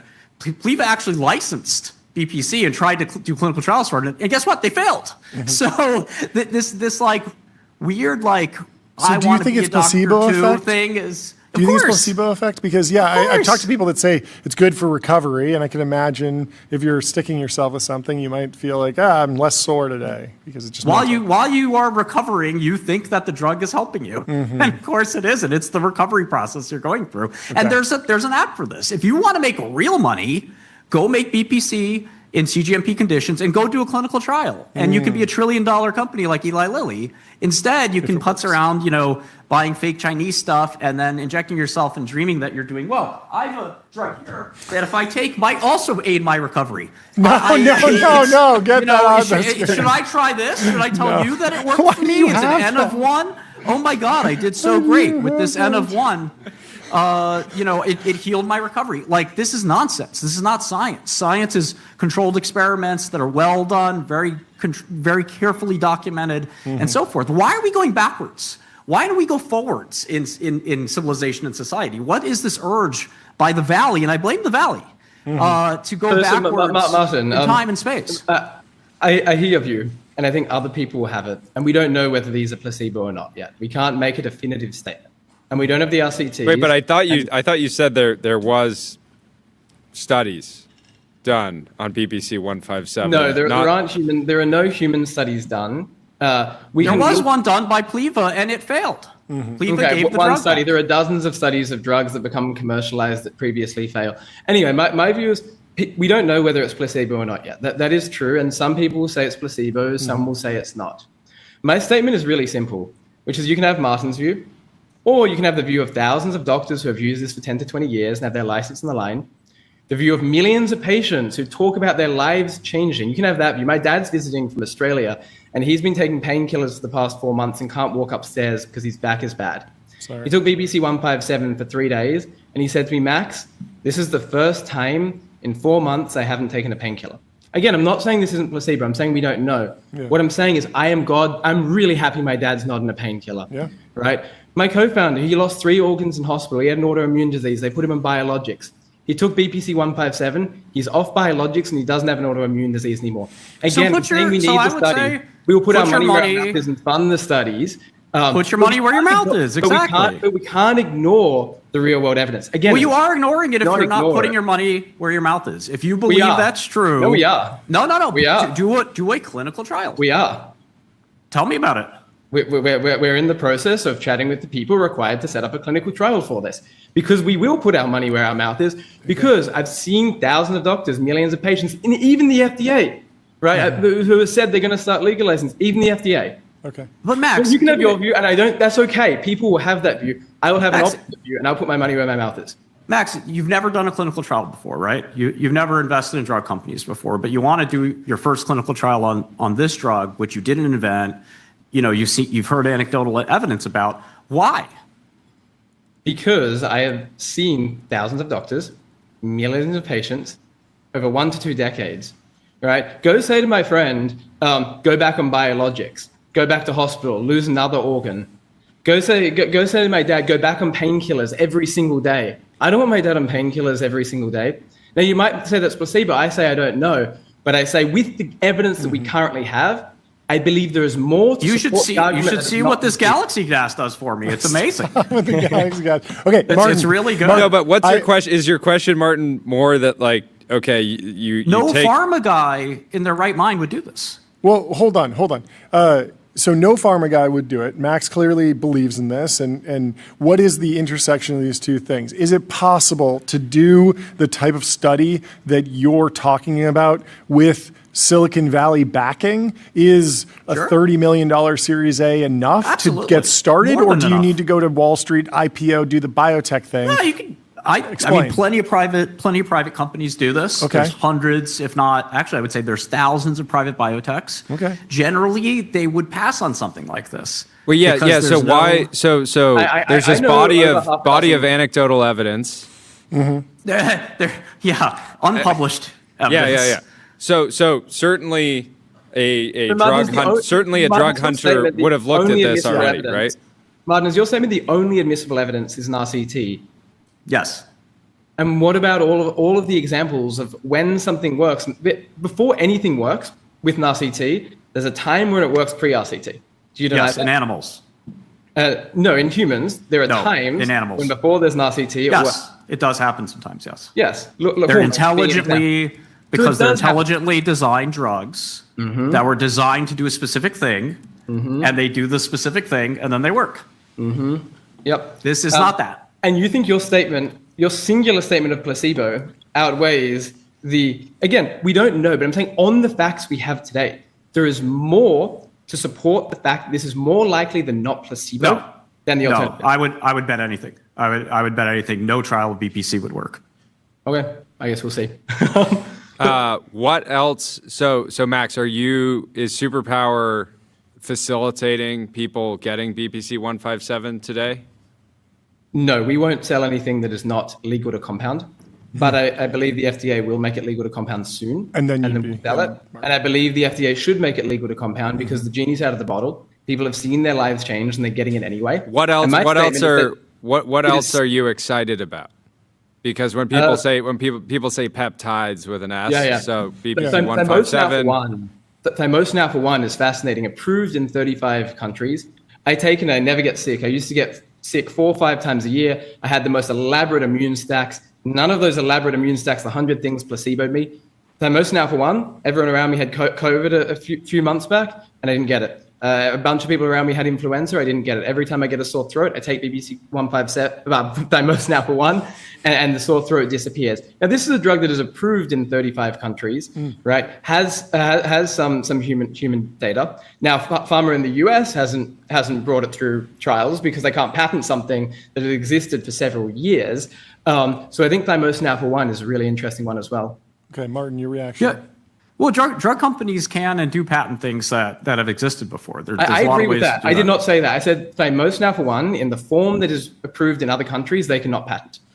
Yeah, I mean, you don't even have to patent a drug, right? You can get 7 years orphan exclusivity, 5 years of NCE exclusivity. There's a lot of ways to make money in pharma, and pharma if you haven't So noticed, I agree with that. I agree that they could find some rare disease indication and use thymosin alpha-1 against that and get a patent.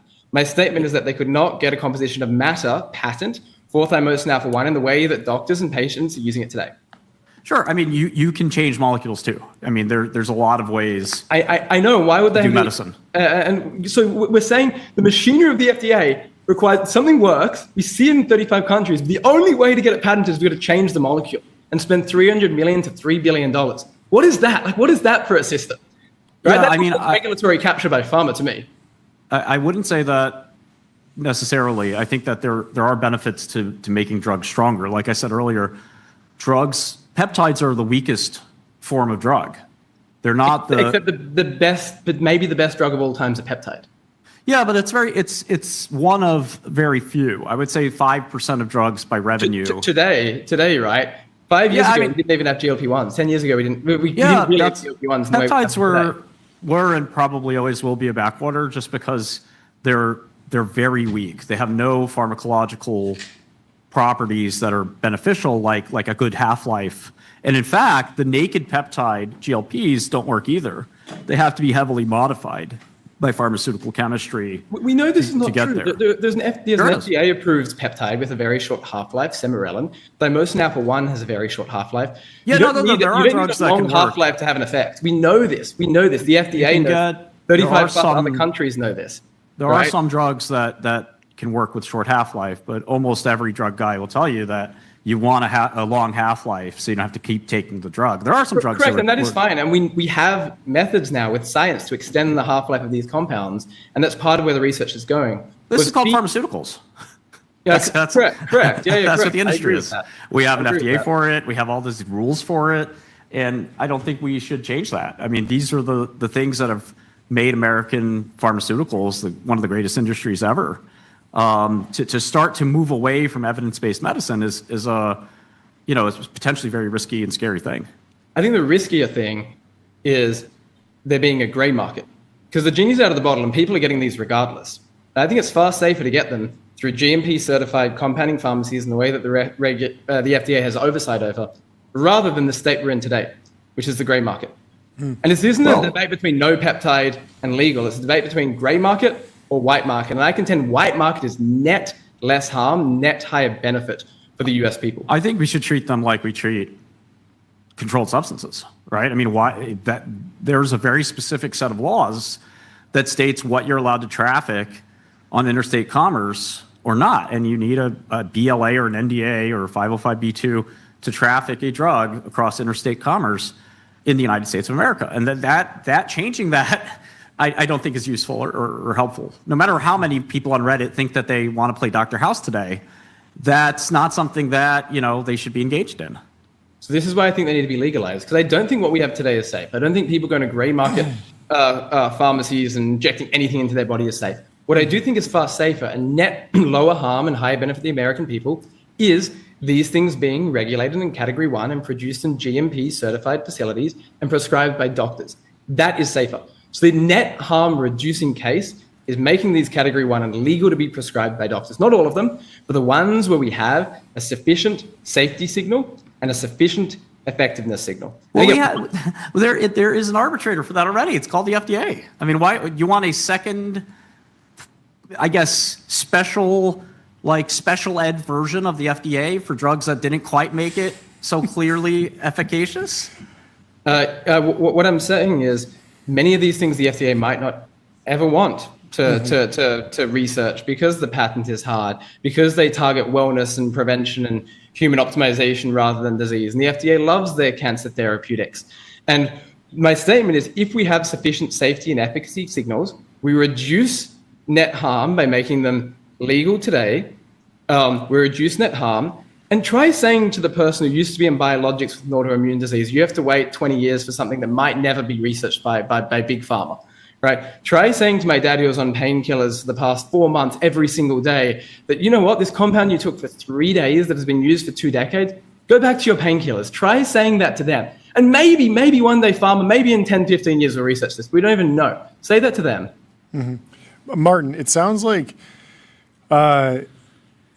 there's a sort of a mischaracterization of your argument that I'll let you push back on. That you're arguing that that the FDA has no problems, that the FDA is perfectly efficient, and that seems crazy. I feel like everyone's upset with every aspect of the government all the time. Are you saying that the FDA is anywhere near to the speed required to approve new drugs, new research as quickly as they could?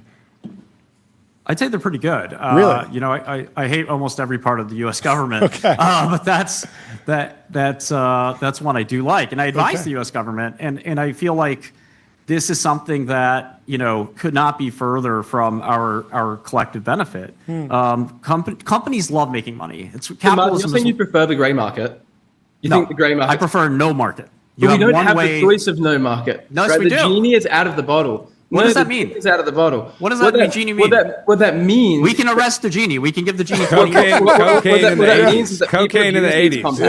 Yeah. Doctors have prescribed these compounds, and they're doing everything they possibly can to get their hands on them, and that can be very risky. And what I'm saying is we have safety and efficacy signals in millions of patients with thousands of doctors in 10 to 20 years. Yeah. So Max is arguing that like a war on drugs will not work. It hasn't worked in the past. It is impossible to. No, because if it's gray market, that means illegal. Like Martin is arguing that we can arrest the genie, but can we, Martin? Can we actually arrest the genie? Because it seems like there's a lot of genies, and you had a product behind you that I think might be not legal either, and that was probably available in a corner store. And I know that there are dozens of illegal flavored e-cigarettes and vaporizers that come over and they make their way into bodegas all over the United States, and like this just happens. And those things are provably harmful, and they still provably harmful things do it. I'm saying these things, doctors have their license on the line. I don't think doctors I don't think doctors want to recommend peptides. I don't think doctors like recommending non-FDA approved drugs. I've never met one that did. Well, I know thousands of doctors who do, and I'm saying thousands of doctors. I don't know thousands of doctors. I spent my whole thousands life is such a big number. So many doctors. And what I'm saying is, I agree they shouldn't recommend things gray market. What I'm saying is, let's legalize, because that is net safer for the American people. Yes, and Martin, you're saying that you can win. You're saying that if we hang out in the gray market, you think it's actually possible to shut down gray market activity. Is that true? I think you can shut it down, and then I also think that we have a perfectly great system, which is the normal regulatory body we've had for 60 years. Yes. And creating, like I said, a new special ed version of it for drugs that couldn't quite get on the school bus, you know, is not something that we should do, because we have a rigorous way to determine if drugs work or not. Let's get rid of all gray market, and my friend can go back on biologics. My dad can go back on painkillers. You should. All of the pharma can continue making hundreds of thousands of dollars from these biologics. Let's do that, sure. And you know what? We're not going to shut that. But you get what I'm saying? Closing arguments. One more thing. So Martin, your stance is generally that these drugs just haven't proven to be that good.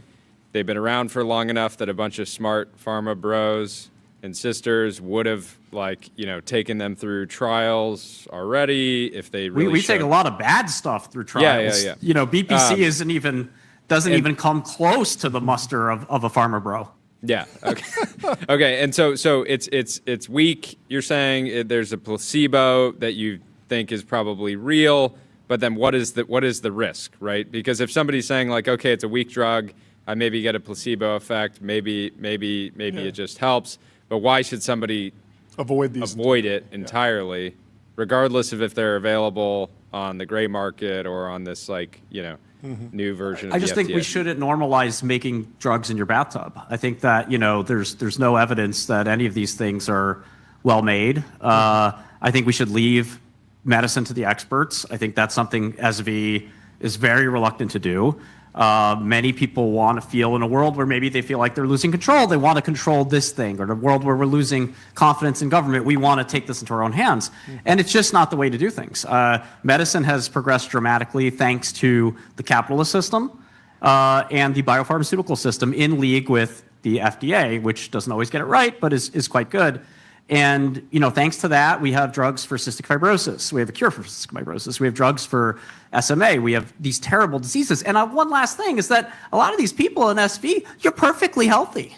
You're talking about 2 sick people there a second ago, but most of the people I know on these peptides, they're taking a modafinil, they're taking drugs for diseases they don't have.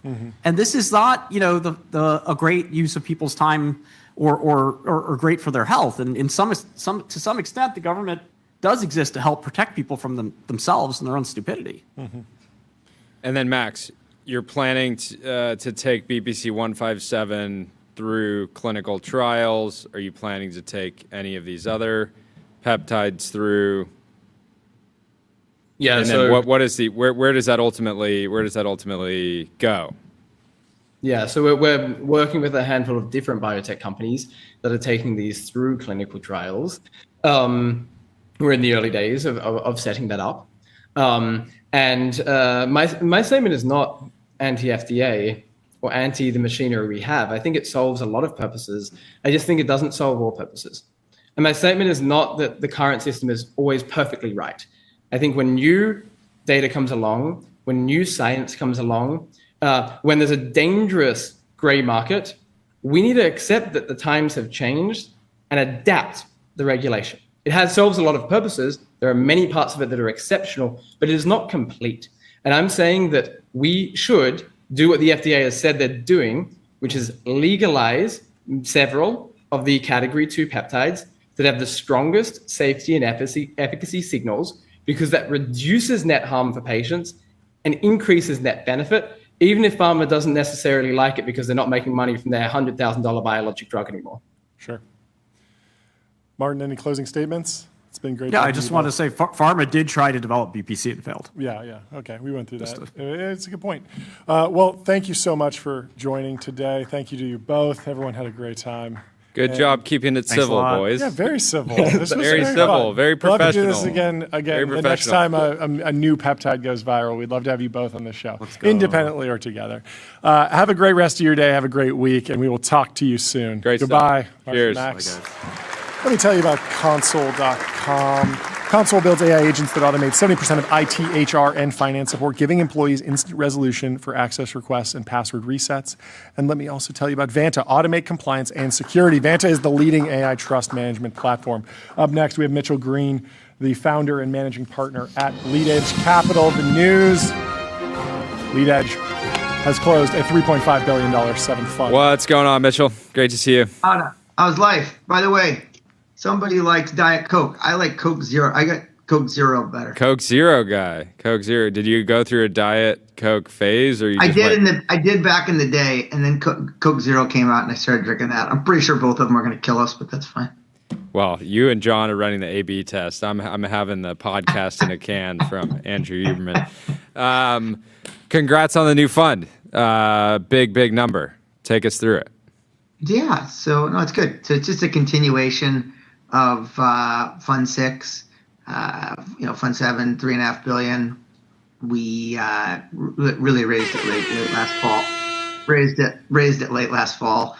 But no, it was good. Look, we really didn't know what to expect about the fundraising market. Everybody had said it'd been really, really hard, but then you see these big giant funds get raised.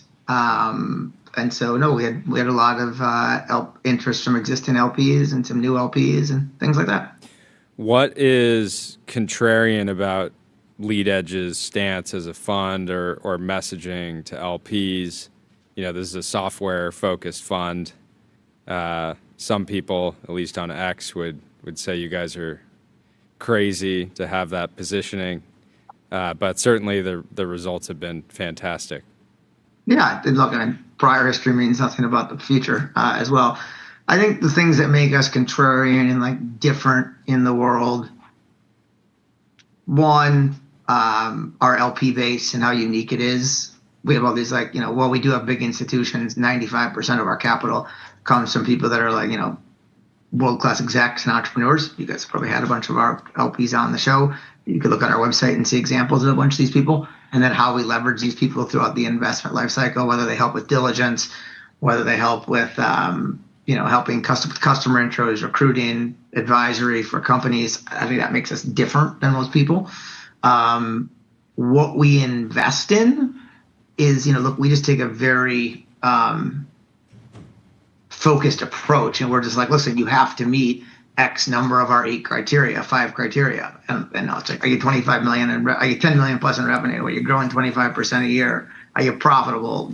Are your revenues greater than your historical cash burn cumulatively? And again, you have to meet 5 of the 8. And so that kills a lot of companies we might otherwise, see. And again, we just find companies that meet those criteria. And so, a first couple deals in the fund, without naming the companies, one is a $500 million, last year did $500 million of ARR software business, growing 50+% a year. We funded another private equity fund that owned it. They're like continuation vehicle, because what makes us concerned is we're very unique in that way. We'll buy 10% of a company in a minority deal, put money on the balance sheet. We'll buy, secondary from an early investor. We'll buy 80% of the company. We'll do everything. It's really kind of we just want to get into the best businesses.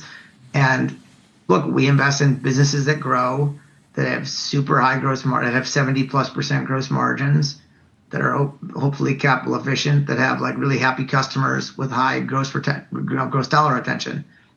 Software is one of those buckets. Yeah. As well as, financial information technology companies, information services companies, payments businesses, internet marketplaces. We've invested in logistics businesses. If it meets the criteria, we'll invest. There are still the whole idea that software is all going to zero is a bunch of complete utter nonsense. Yeah. We were talking to Carl Eschenbach on the day he rejoined Sequoia last Thursday about the SaaS apocalypse, and he was just stressing the fact of how sticky these relationships are, and the fact that people buy things from other people. They're not just going to overnight switch everything and how they do their business. What are you actually seeing? How have you processed the SaaS apocalypse? Have you processed this idea of all these legacy systems just being upended overnight?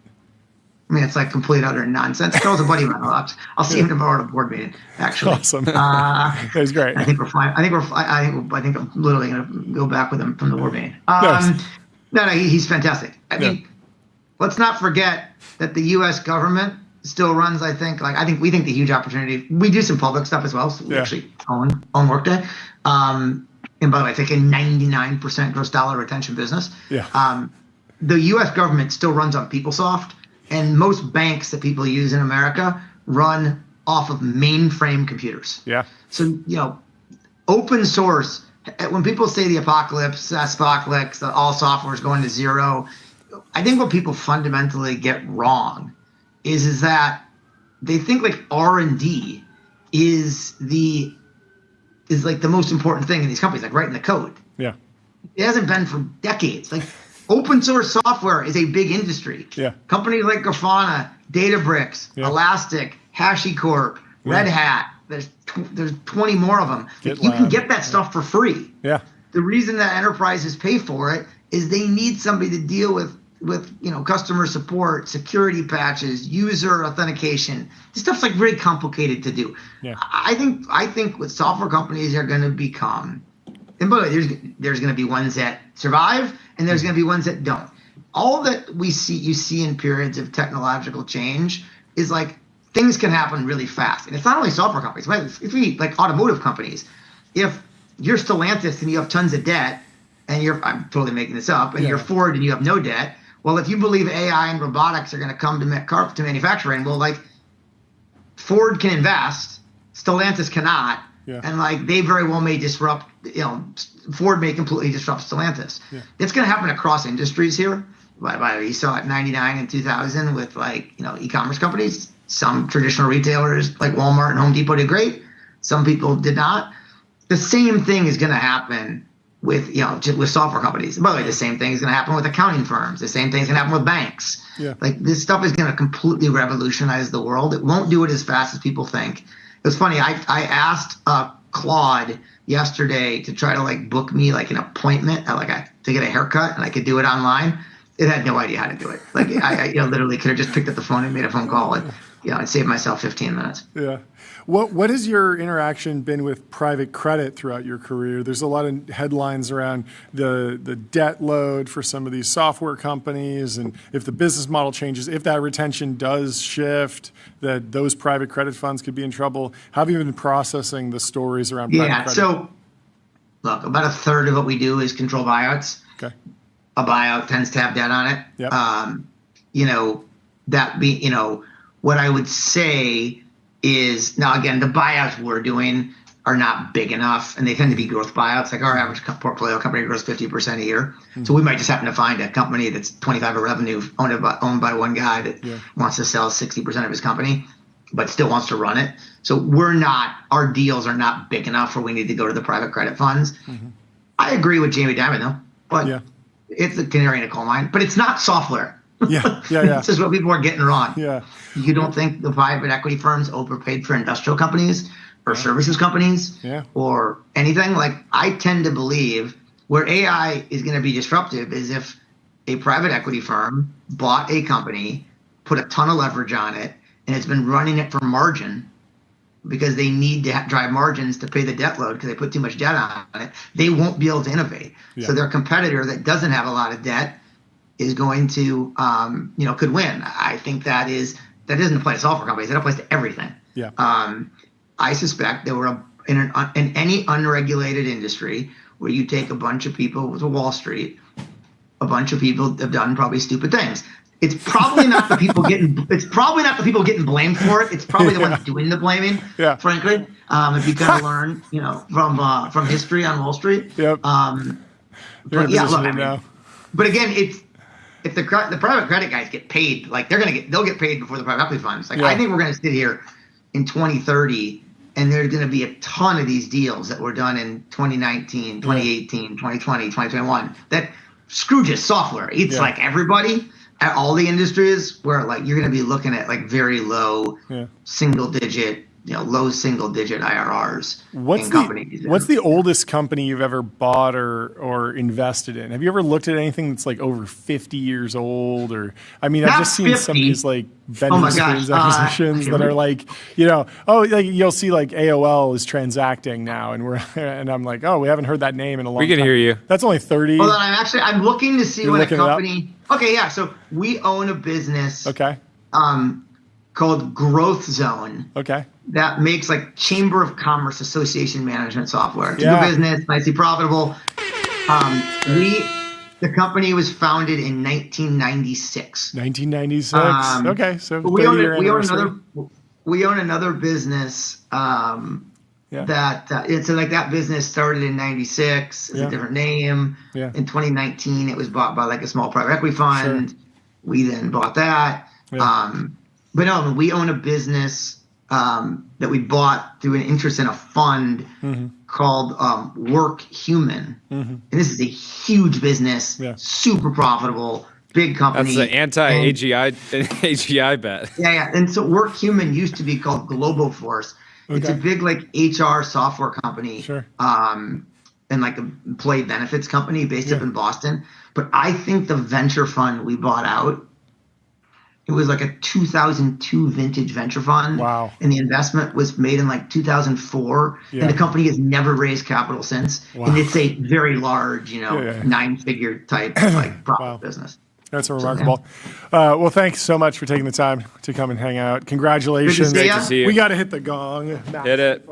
Congratulations. Congrats to the whole team. See you guys. Great to see you. We'll see you soon. Cheers. Goodbye. Let me tell you about Labelbox. RL Environment's voice, robotics, evals, and expert human data. Labelbox is the data factory behind the world's leading AI teams. And let me also tell you about Sentry. Sentry shows developers what's broken and helps them fix it fast. That's why 150,000 organizations use it to keep their apps working. And let's kick off our Lambda lightning round. And we are going to be bringing in, we nailed it. The cloud is active. We are now in the Lambda lightning round. Let's bring in Shane from Air. What's Shane, going how on? you doing? How are you doing, guys? Thanks so much for having me. Of course. Great to see you. Give us an update on what's going on in your world. We just released a new ad campaign yesterday in the New York Times. Yes. And have our biggest product release we've ever pulled together here launching tomorrow. Amazing. Give us the pitch. What's the tagline for the ad? The tagline for the ad is AI will never smoke a cigarette with you. As someone who started a company that directly competes with cigarettes, I have to boo. But as someone who loves a good ad, I have to cheer. I want to be clear. I'm not endorsing smoking in any way, shape, or form. No, I get it. I think, look, I feel like this is a Goodwill Hunting crowd, isn't it? I feel like you guys watch. Yeah. Jordy definitely has seen Goodwill Hunting. No, he's never seen a movie in his life. He's only seen Borat. It's the only movie he's ever seen. I think the inspiration for the campaign came from a scene between Matt Damon, who's this cocky, overconfident sort of orphan, and his therapist, Robin Williams. Yeah. And they're sitting on a park bench, and Matt Damon is just going off. He's doing his thing, preaching the gospel of where the world is going. And Robin Williams looks at him and he says, look, if I asked you about art, you would give me every history of every artist. You would talk to me about Michelangelo, but you have no idea of what it smells like below the Sistine Chapel. And if I asked you about love, you would probably send me a sonnet, but you have no idea what it feels like to be desperately vulnerable in front of someone else. And then he looks at Matt Damon and he says, look, if I needed to learn what it was like to be an orphan, do you think I would just read Oliver Twist? And I think the reality is today that there's so many of these generative AI companies right now emerging through YC or starting to raise money, and they're projecting what's going to happen with creative work. And let me be clear, I believe everything from Nano to Banana and Seed Dancing, these models are so powerful in what they can do today. But the reality is that creative work is deeply illogical. Yep. It is two things. It is both extremely subjective and it starves for perfection all at the same time. And so, the belief that we have at AIR fundamentally is that AI will never replace creative work. And we're saying this as a technology company that's on the precipice, of launching its most AI-centric feature set ever tomorrow. Yeah. So, I completely agree with you. Like, AI is a tool.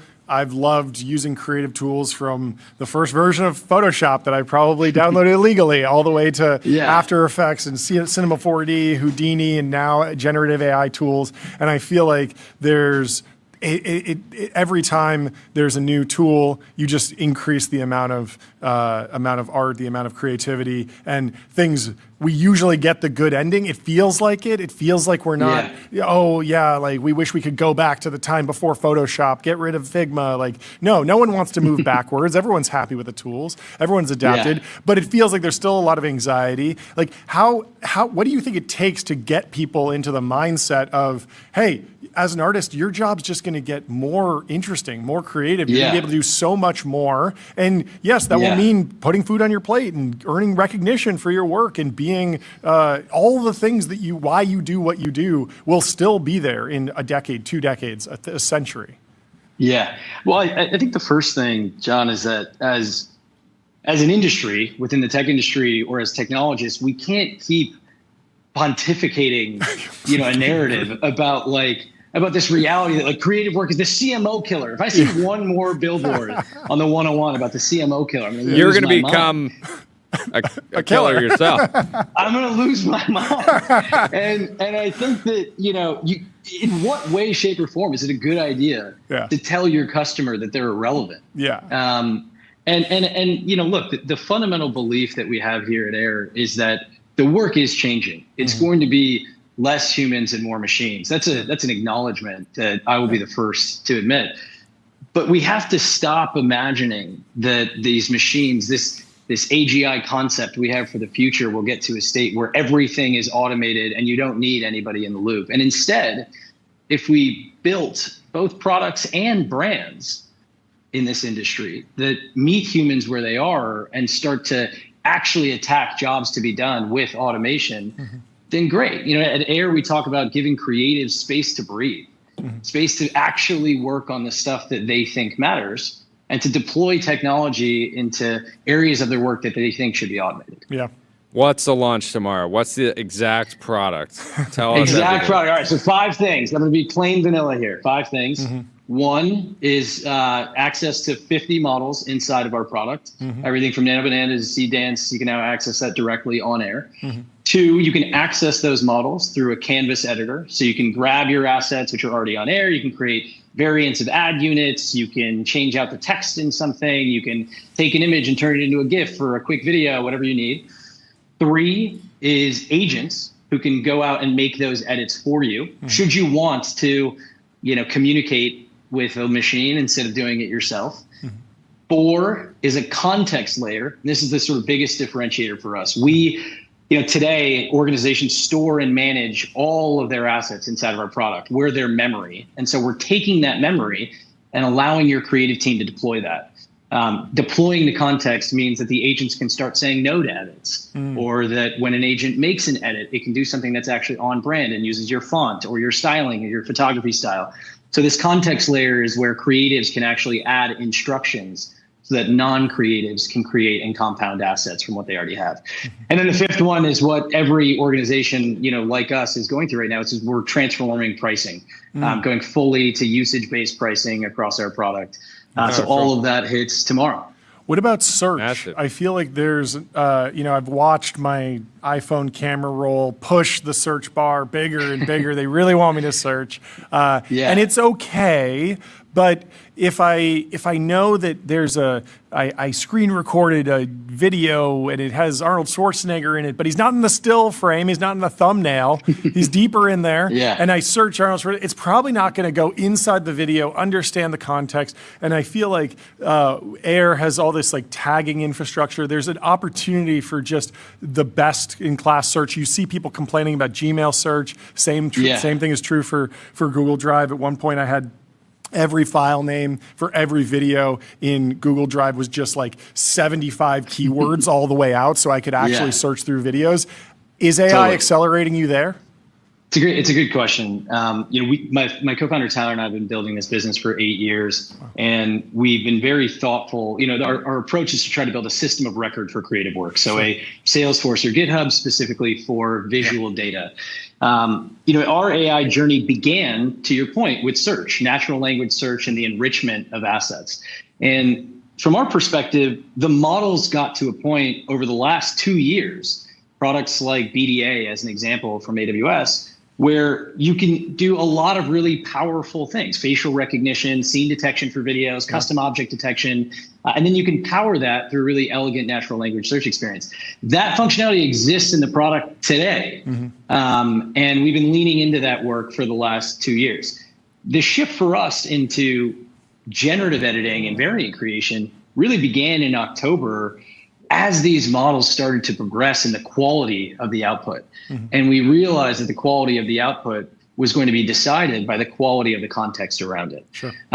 So, starting tomorrow on air, we'll marry both of those things, both the amazing world-class search experience you can now have enabled by AI and the variant creation that can stem from it, so that a year from now, if you want to look up Martin Shkreli rage bait, on TBPN, you'll find it. You can go and find that. I'm glad we had you in the audience. Well, thank you so much for taking the time to come chat with us. Congratulations on the launch and the ad campaign. Yeah, great to see you, dude. Absolutely beautiful. We'll talk to you soon, Shane. See the launch. Goodbye. Take care. Cheers. Let me tell you about Turbo Puffer, serverless vectoring full text search, built from first principles and object storage, fast, 10x cheaper, and extremely scalable.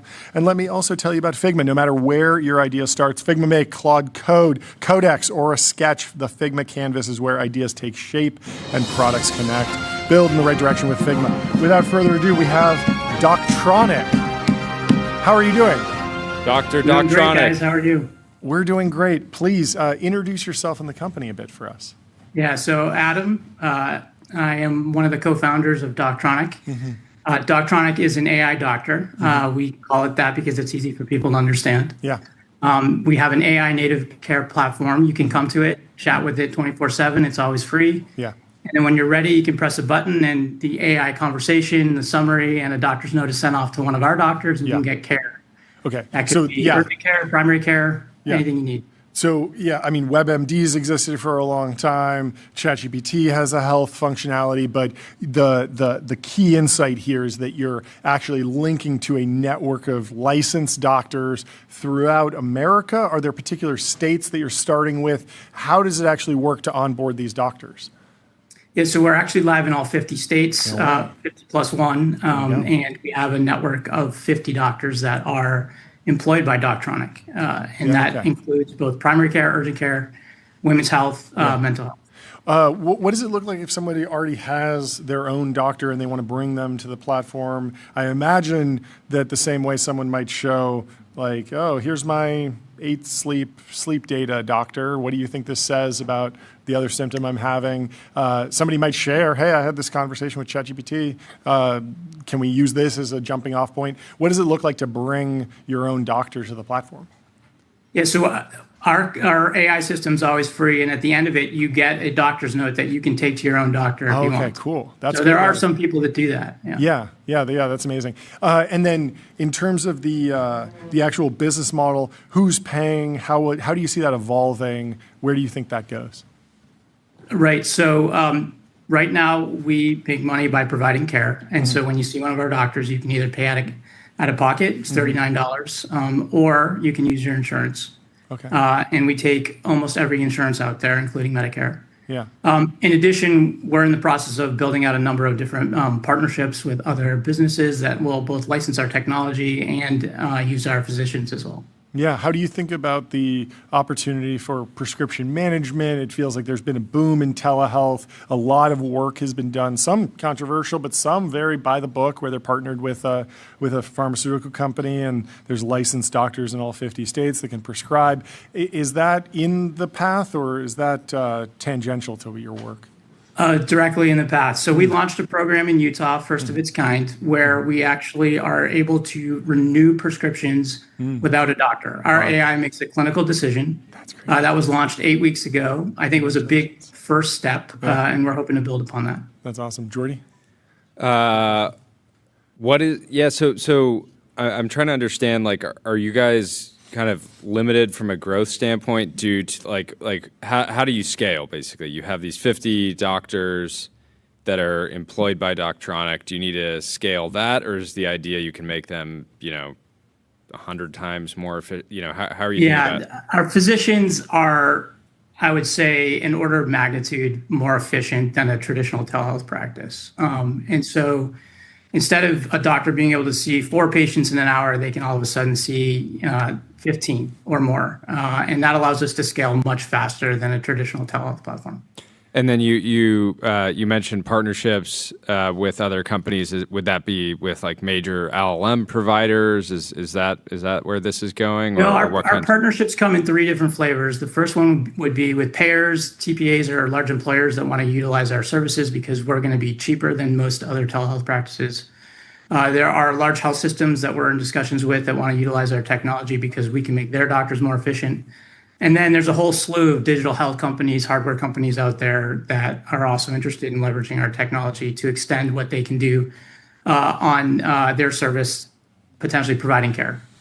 I was listening to Terrence Tao, the mathematician, on Dorkesh Patel, and Dorkesh was asking him about the impact of AI on his job, which is mathematical research, and was trying to say, like, how much more efficient are you? And Terrence Tao was saying, well, I use AI a lot, but I don't, it's not like it's helping me with the core work. It's more like in a paper, I would like to put a chart. Normally that chart would take me 10 hours or 5 hours to put together.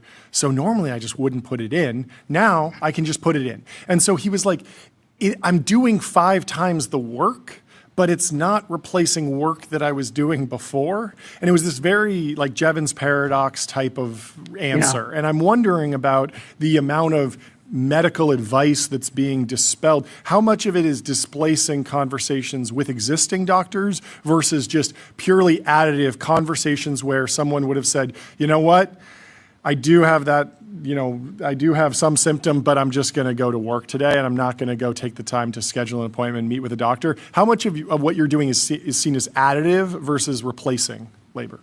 I think it's almost all additive, to be quite honest. And when you think about medicine, it's always had this fundamental supply-demand mismatch. Yeah. Think about how many times you've wanted to go see a doctor and you just didn't do it because it was too hard, right? Yeah. I think there's probably 10, 100 times more care that could occur if there's zero friction in the system. And a lot of what we're seeing today is it's just so easy to utilize our system that you're going to come in and ask questions that you would never ask a doctor. We have people who use our system 10 times a day. They'll come in and say, hey, I have high cholesterol. What should I eat for breakfast? You would never ask that of a doctor. Yeah. But when there's no friction in the system, you can do that. Okay, we gotta fire up Doctronic and ask whether or not we should take BPC 157 because it's been hotly debated on this show today, and I want a real doctor or an AI doctor. I know exactly what you guys would say. To get to the bottom of it. I think that they would probably fall back. I'm going to defer that to our system. I actually don't know what that is. So it's a very controversial peptide that some people claim works very well. Other people claim it's a placebo effect. But hopefully people are referring to real medical advice for this particular question. But you raised some money. Tell us, how much did you raise? I want to hit the gong for you. We raised $40 million for our Series B. Congratulations. Thank you so much for taking the time to come give us the update, and I hope you have a fantastic rest of your day. Yeah, great to meet you, Adam. As well. We'll talk to you soon. Goodbye. Let me tell you about Fin.ai, the #1 AI agent for customer service. If you want AI to handle your customer support, go to Fin.ai, and we are in the Lambda Lightning Round. This concludes our Lambda Lightning Round, but let me tell you about Lambda. Lambda is the superintelligence cloud, building AI supercomputers for training and inference that scale from 1 GPU to hundreds of thousands. And without further ado, we have Robin Vince from the Bank of New York Mellon. Robin, how are you doing? What's going on? What a wonderful backdrop.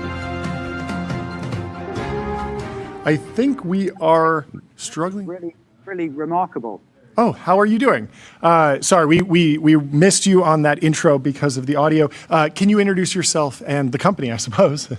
Sure. Well, it's great to be with you. Congrats on the show and everything you've been achieving. It's been fun to watch your progress. So BNY, we are the world's real looking after the wiring and financial security of the financial system. We also are America's oldest bank. So we've been around for a while. We've seen a few cycles over time. There were just 20,000 people in New York. Who started the bank again? Alexander Hamilton, the now famous dude. It's incredible. So obviously a lot has changed over the 250 roughly year history of the firm. What is your day-to-day like? What is on the top of your list of goals for 2026? What are the challenges to running an institution as old as BNY? Well, we've been really reimagining the company over the course of the past 3 years. We've been a strong and safe part of the financial services system and the U.S. financial system, as you say, for 250 years. We were the first stock ever traded on the New York Stock Exchange. That's fantastic.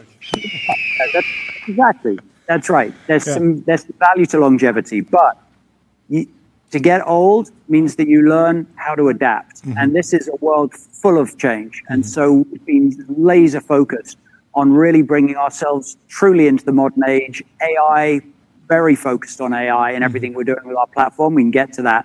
But actually taking the company and making it be the performer that it can be. We do all these great things, these different businesses that we have. Living up to our potential has really been the motto of the past 3 years for us. As you've witnessed AI progress over the last couple of years, what do you think the biggest opportunities for AI within I would say just legacy financial institutions overall? We had someone on earlier that was talking about a lot of some of this code still running on mainframe computers and how much modernization that I'm sure you've been working on that's not even related to AI, and then how can AI continue to serve that? I think for us, there are 3 vectors. And to be fair, I think they're probably the same for most firms these days. And I think that's true for technology software firms. I think it's true in the financial services sector as well.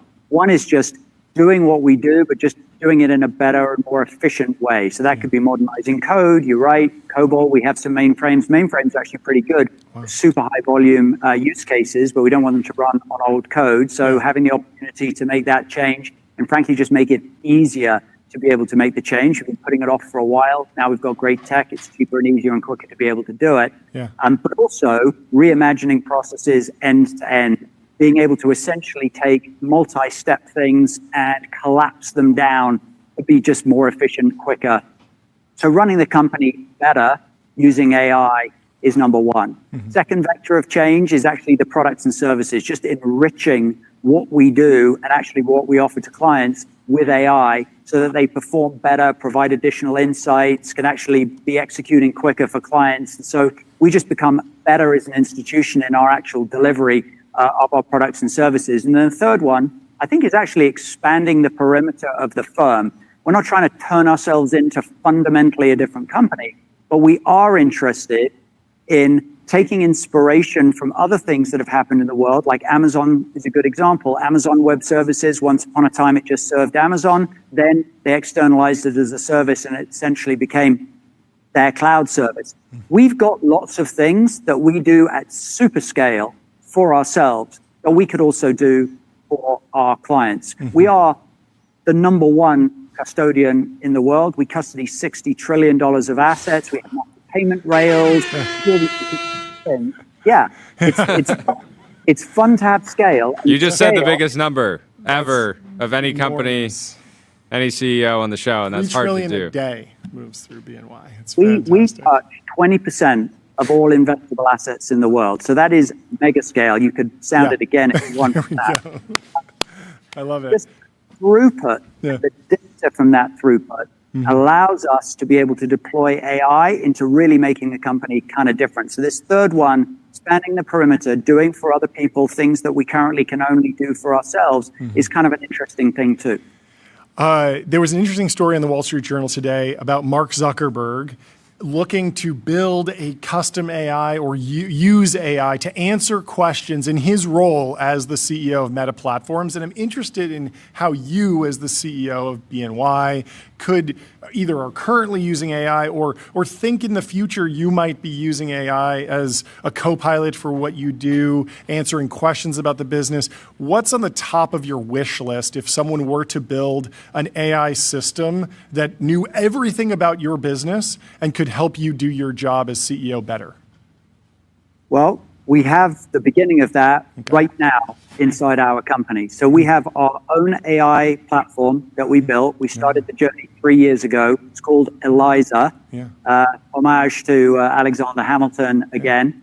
And Eliza connected to all of the LLMs, but is really a multi-agentic platform that our people build agents. And we have live agents, multi-agent solutions in production doing work today. We also have digital employees that are essentially multi-agent solutions, but wrapped with a user ID, a login, a persona, a name that actually make them addressable and deployable in the company to work alongside our human employees as teammates. And Eliza's an app, and I do exactly what you just asked, basically multiple times a day. So I was with the client earlier on. Hey, I'm going to be seeing this client. Could you please tell me what are the additional things that I should be talking to them about? Give me the top 3 ideas that are meant to be my pitch to the client. It goes through, looks through every call report that we've interacted with the client, what I did last time I met with them, what's happened in the news so far, what's pertinent in news to their business, and actually just advises me on how to be a better kind of extension to the client rep team when I'm meeting with them. So I do that today. Yeah, wow. I mean, can you explain to us a little bit about what you're standing in front of? Is this some situation room to understand the global economy, your business particularly? It looks amazing, but I'd love to know more. So you can just see a glimpse of it behind me. But yes, it is exactly all of what you just said. It is a situation room. It's our cyber technology command center. It is AI powered. So AI is kind of the first line in actually looking at it, triaging it. So we're watching $3 trillion of money every day. We're watching $25 to $30 trillion worth of US Treasury settlements every day. We're watching $3 trillion worth of wealth assets. And we're basically helping our clients to be able to get insights into their business that's running through our technology, because we're kind of a platforms company these days. We're a bit of a non-traditional bank, in terms of what we actually do. So this is a virtualization, so it's all real data, real time, that is actually, and we have this in 3 places in the world, that runs off private and public cloud, that actually allows us to get the insight into what's happening in our business all the time, real time. I'm sure clients are asking you about disruption from artificial intelligence, geopolitical instability. What else is at the top of the minds of your clients as we go into 2026? It's an uncertain time. Where are people searching for certainty right now? Well, it's an important question, John. And so AI is for sure right. You're right about the geopolitics. The world's a complicated place. Digital assets is another example. Oh, sure. We've positioned our investment in digital assets, tokenization, tokenized deposits, stable coins, tokenization of other security types, and frankly, other financial assets, or maybe welcoming new financial assets into the system. That is something that our clients are super interested in because they want us to help them manage that transition from the old or traditional rails into the new ones. And we can be a partner for them with that. What do you think is next? I mean, there was a lot of talk years ago about tokenizing assets, bringing, assets that we know and trade every day onto, digital rails, cryptocurrency, on chain. It feels like that happened with the dollar. It feels like stablecoins are here. They've arrived. Real estate has been slower. Stocks have been slower. What do you think Oil's is the next? Oil's ticked up. Is oil on chain now? I was not familiar with that. Yeah, people are trading oil on chain, but I'm sure you see some. You have some questions around how that's actually being done. But. Yeah, well, look, remember with oil as well, it's a physical commodity at the end of the day. The whole concept of on chain in terms of the mirror world is like, if ever there was an example of just a reminder that it's a physical asset, today's the day. But look, let me give you my Gen 1, Gen 2, Gen 3 view of that. And even before I do, let's just acknowledge where we are in Gen 1. So tokenization, yes, we're underway. We're beginning. You mentioned stable coins. They have market share this big right now. And so it's early days. And it's a little bit like AI. You can see the promise of the tech. You can see the opportunity. But at the end of the day, adoption, full integration into the system is very different than just having the tech. And we talk all the time in our company about AI. Great, exciting. But it's got to be deeper. It's got to be everywhere. It's got to be for everything, for everyone. So I'd say digital assets, similar situation, even in Gen 1. We're beginning. It's early days, a lot of promise, opportunity. But just taking an existing asset, or even a physical asset that exists that isn't really part of the financial system, putting it on, that'd be the beginning. Then, how do we actually make things work better and differently? Because for some existing assets, they're not necessarily better just because we tokenize them. We take a share of Microsoft and we declare victory because it's a token. We haven't really changed much in the world. If you take a bond, the question is not only can you tokenize the security, but what can you do with the indenture? How can you have the if and therefore statements that are all part of that piece of documentation and actually encode them in a chain in a way that it actually is going to add additional value? That's a different thing than just tokenizing the security itself. And then Gen 3, if you actually think about financial securities as ultimately being a cash flow and terms and conditions, then maybe you can just re-render financial assets in entirely different ways because of the fact that you now actually have the blockchain and you actually have capabilities that didn't exist today in the traditional rails. Now, today's L1s aren't really up to that task. So there's innovation that's required at the L1 layer level as well as in the L2s and then for participant firms. But that's how I see the world. We're early. This is a 5-year, 10-year journey. It'll happen, I think. It'll happen more slowly than AI. But that's another example of an innovation right now. Earlier in the show, we were talking to Mitchell Green from Lead Edge Capital about private credit, and there's been some reporting around just how big that non-bank lending industry is. How should average investors who aren't maybe specifically in a private credit fund, but just, your average American trying to make sure that their portfolio goes up every year, how should they think about private credit, the risk in the system, how they can protect themselves or potentially benefit? Where is America when it comes to the private credit industry right now? So first of all, just a reminder that private credit is first of all, credit. Yeah. And so we've got private credit, we've got public credit, and they're essentially two different markets, different investor types potentially go in. But at the end of the day, they're trying to solve for the same thing, which is leaning in to being able to lend money into the financial markets and capital system, give entrepreneurs and other business builders or business runners access to more capital. And so there are some types of borrowers who are more suited to the private markets and some who are suited to the public markets and some who do both. So there's a lot of drama at the moment in private credit. And there are some good reasons for it, because there have been some exposures that are been a bit idiosyncratic to private credit. And also, there are always liquidity issues when people see headlines and they say, oh my gosh, is my money safe? And then people want their money back. And then you have the old elevated door problem. More people want to get out, but there's not necessarily enough space and there's a bit of a rush for the exit. So that's exactly the problem that we're seeing right now. But the market, I would observe, is today still pretty strong because the credit market's strong. And ultimately, the economy drives the credit market. Now, we have high energy prices for a long period of time, or we have a real weakness in the economy, then we're going to have problems in the credit market. And then we're going to have real problems in the private credit market and public credit market.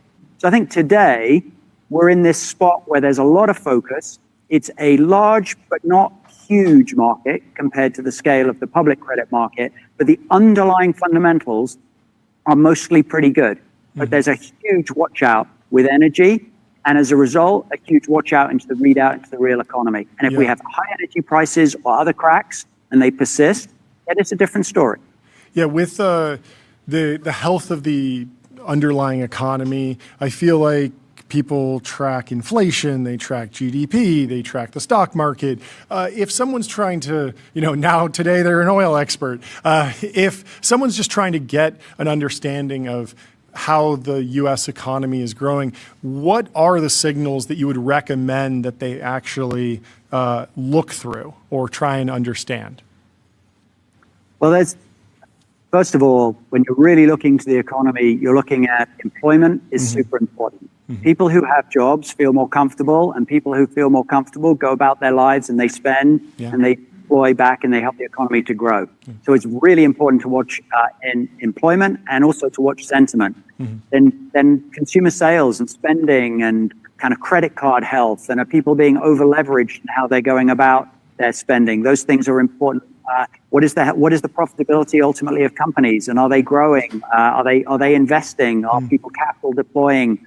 Energy is a huge input. High energy prices have a very negative impact on the United States. We sit here and we feel very good about the fact that we've got a lot of security and energy supply. And so actually having the molecules that can flow because we have access to supply is a really big deal. But we're an export market. So at the end of the day, the world prices sort of set the price domestically here as well. And if we have high energy prices, it ripples through into food.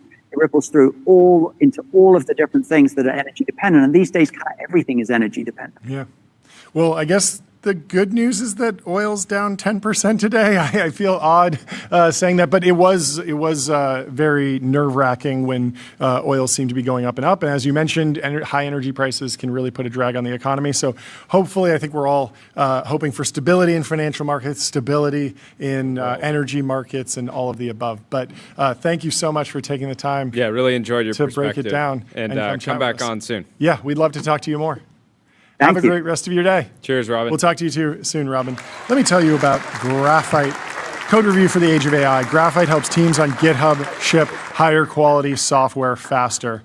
Our next guest is live in person in the TBPN. The one and only. With us, the one and only. David Senner, how you doing? Miss you, man. Nice watch. Good to see you. Tell us, how are you feeling? What is this? How are you feeling? That's just the Yahoo button. Does that reflect your inner feelings? I want to talk about your inner monologue. I want you to introspect. I want you to introspect. How are you feeling? You're doing well? Yeah. Unbelievable. And do you feel aligned? Do you feel like you're reaching your goals in life? Do you feel like you're doing what you're meant to be doing? Oh, I mean, you don't answer that question. What kind of question is that? I'm just messing with you. These are introspection questions. Yeah. It was. Do you want to give funny. the background to what you're? Sure. So David Senra, host of David Senra and host of Founders.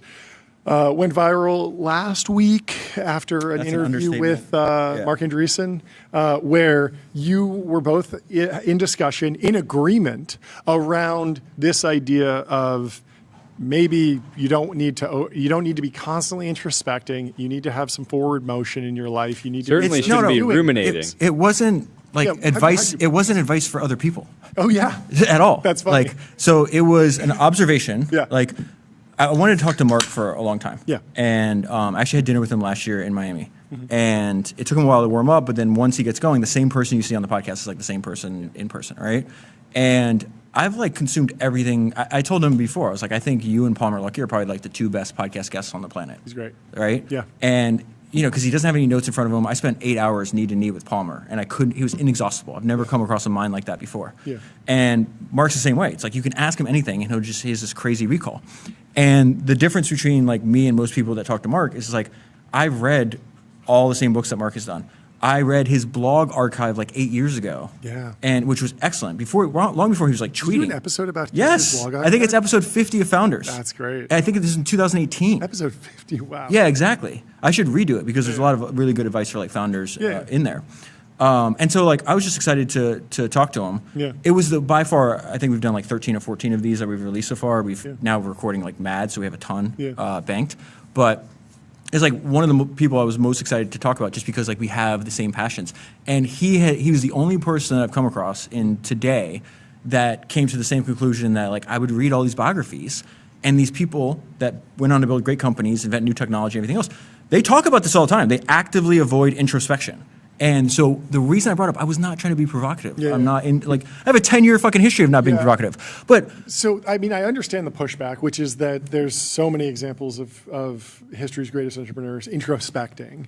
I think that maybe the nuance here is when does the introspection happen? I always go back to that Disney chart, the Disney napkin map of how Disneyland fits into Disney films, fits into the radio business, fits into the merchandise business. It all is crystal clear right now. And a lot of founders, a lot of content creators, a lot of people like us will look at that and be like, I need 7 things that all piece together. But Disney drew that map and then died like 2 years later. It was a reflection on his life. He was introspecting about what made his business successful, but he did it after he had done all the things. I think people are confusing thinking with introspection. So I was actually thinking about you. We're like again, I went back and listened to the first like 10 minutes of that episode. Yeah. There's nothing remotely like controversial about this. And I guess one part, you're like, there should be more nuance. Yeah, Well, no that's the point shit. of the internet. No one needs the context. They're not going to watch the 10 minutes. They're just going to see the caption and then disagree with the caption. So what I would say is like, this is the difference between pre and post life's work. And so like, you're a perfect example. Yeah. This is like, we've talked about this a few times on the show. It's like, there was a huge prehistory with me and you, pre-TPPN. Yeah. And where you're the EIR at Founders Fund, you're making these fucking incredible I can't cuss, right? You guys got on me last time about this. You can. You can. Okay. It's up We to won't. you. Okay. Depends on how you want So- to be portrayed. If our kids start swearing, we're going to be mad at you. Yeah, I'm going to take the stand that none of history's greatest entrepreneurs have ever sworn. Yeah. You'll go far with that. So what I would say is like, the prehistory here is like you were EIR at Founders Fund. You were making these incredible long-form documentaries on a lot of the same interests that you and I have. I found you. I started talking to you. I was like, "You're gifted at this. Like, you're a generational media talent." Yeah. Because I was like, the first thing I saw of you was your History of Silicon Valley documentary, That's fun. which I've read at least 40 books on the same topic, and I'm learning stuff I didn't even know. So I was Yeah. like, "Oh, this guy's like, this is incredible." And if you remember at the time, you were trying to figure out what's that? Goat. You were trying to figure out. It sounds like a sheep. You were trying to figure out, okay, do I start another company? Do I become a VC? So you were trying to figure out, do I start another company? Do I become a VC? God forbid. Yes. Do I? And I was like trying to push you to podcast. Yeah. And then you were went telling through. me it was a good business. And then you went through multiple different directly variations. God damn it, Jordy, stop. This is your show. And so you went through multiple different variations, right?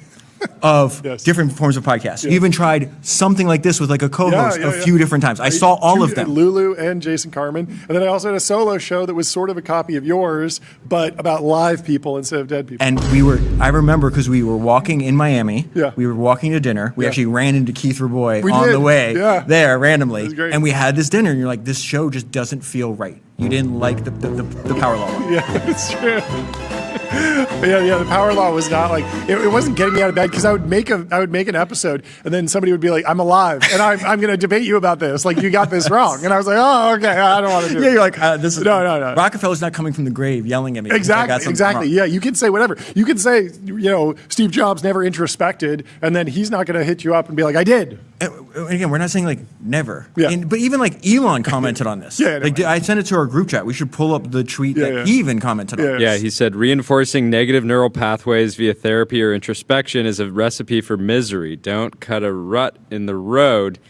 But isn't this just like don't ruminate? Some people were saying, "Oh, you guys are using the term wrong." Whatever. Yeah. Well, let me finish. But it was like negative introspection. Let me finish.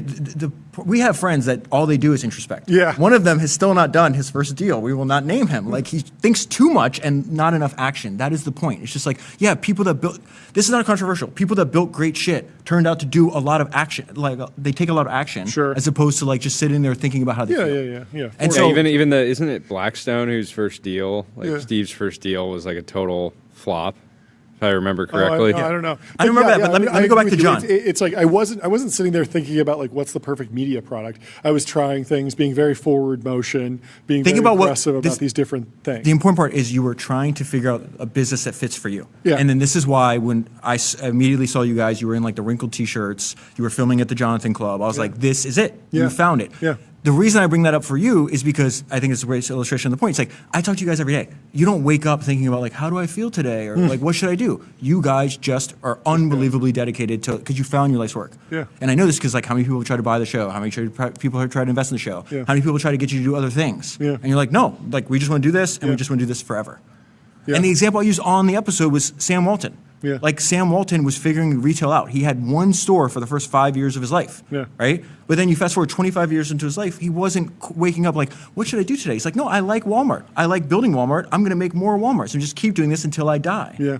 That's the point we were making. Yeah. And then I love that Mark just refused Doubled to back down. No, he just like it was You like day 10x down. Oh, day after day after day after day of just not fighting this back. And then You did very well.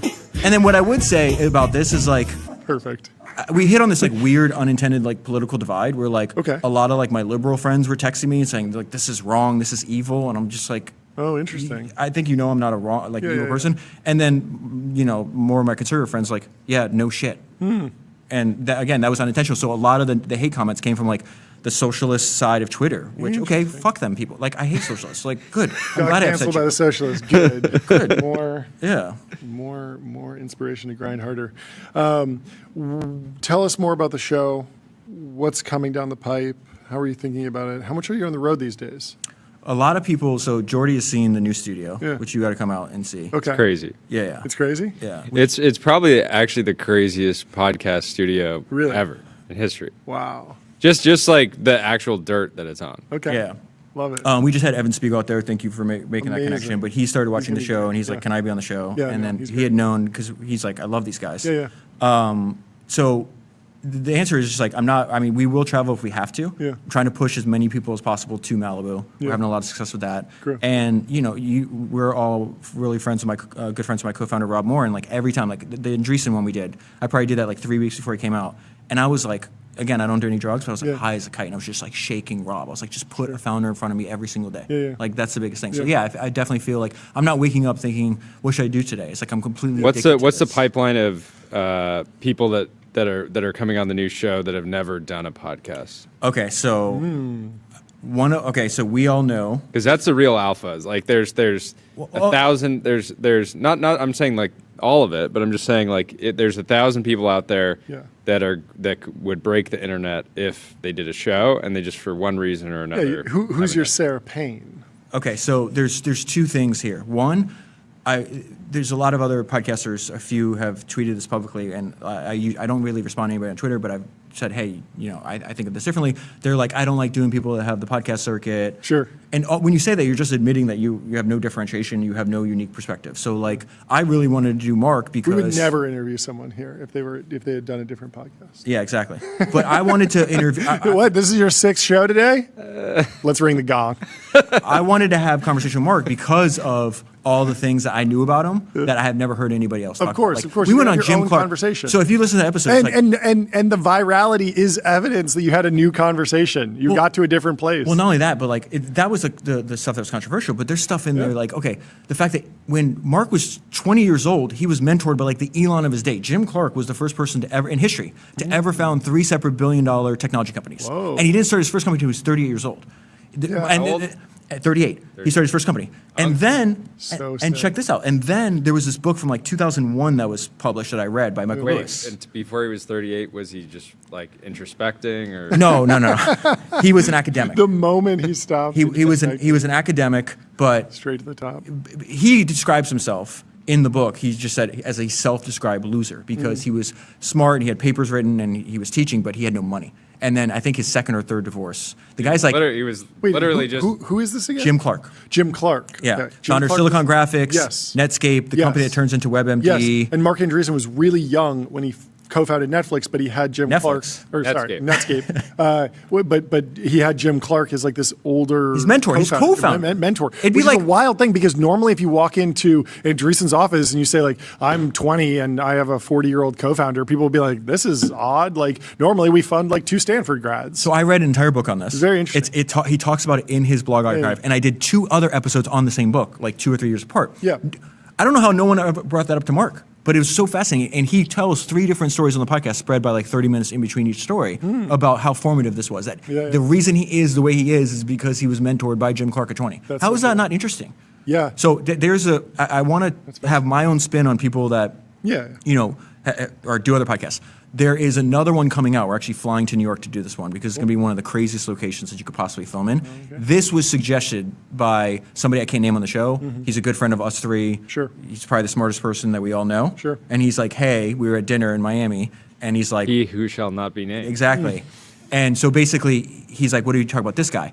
I can't tell you who it is yet, but this guy's product, if you are wealthy in the world, you will know and probably have frequented this guy's product, and it's outside of tech. It's nothing to do with technology. And so he's never. What'd you say? Chrome Hearts. No.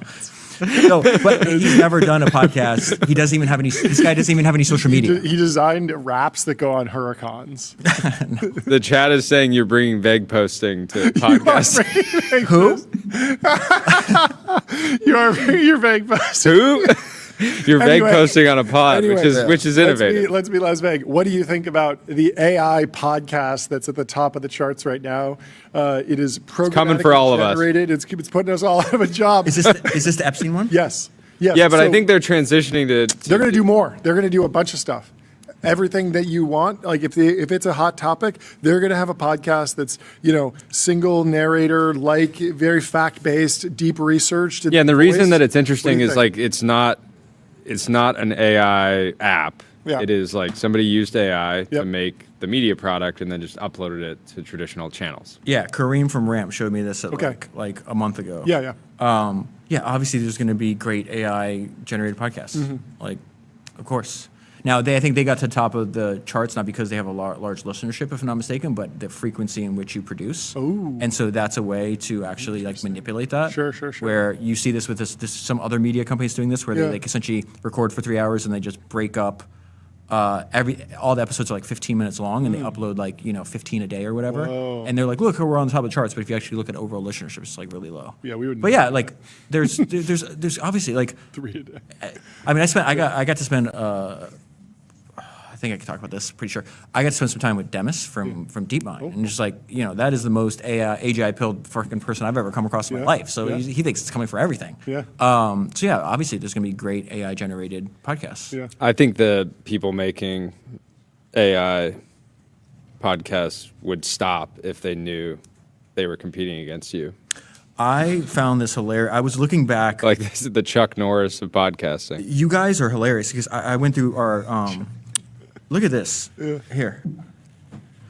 You guys texted me this when I did the new show, and you didn't like the profile picture that I originally picked. Yeah, because you were smiling. I was You like, wanna read it? Yeah, I said you created a new account for the new show, and I just immediately texted it to you, and I said, I think no smile and profile picture. John says, agree, and I said you look good. It just doesn't seem on brand. You're more serious than 99% of people. And then John said, unless it's a deliberate ploy to make enemies underestimate how seriously you take podcasting. And I said, you should look like you're going to kill someone. Yeah.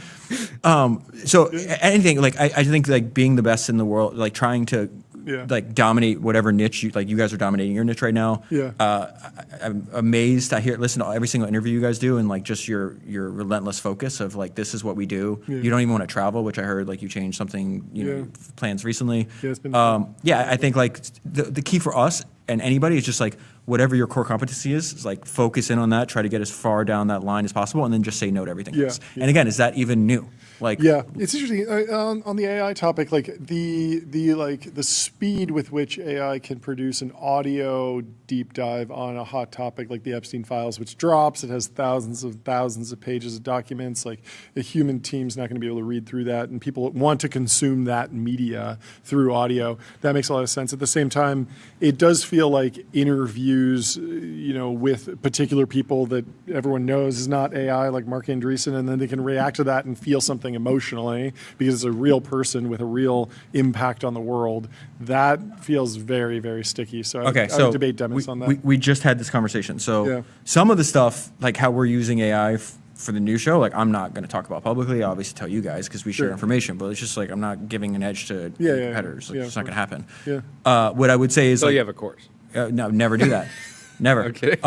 So what I would say is, like, I had dinner like a month ago, and this is exactly, it was with Kareem and the guy that we can't mention. Yeah. And they're just like, you're moving way too fucking slow. These are close friends, so it's like they're not like being mean to me. Sure. You're moving way too slow. You're not using AI enough. Like, Founders is more like susceptible to being overtaken by AI than the new one. Yeah. And you should drastically ramp up production on the new one. Yeah. And they made the exact same point that you did. Yeah. But I do think, again, like, the world is like run on power laws, and I think podcasting is the same way. And it's just like, you guys are making media and you're delivering news and commentary, but your audience has a relationship with you. Yeah, like I see when they come up to you, like how they act. They act like Jordy and John are my best friends. Like that's what I've been saying this. I've been going on podcasts for half a decade. Like I'm not making media. I'm creating relationships at scale. And that's why your shows are not just like you ask one. Like it would be very different to like use AI and walk into an interview with Mark Andreessen just with like 10 questions and be like,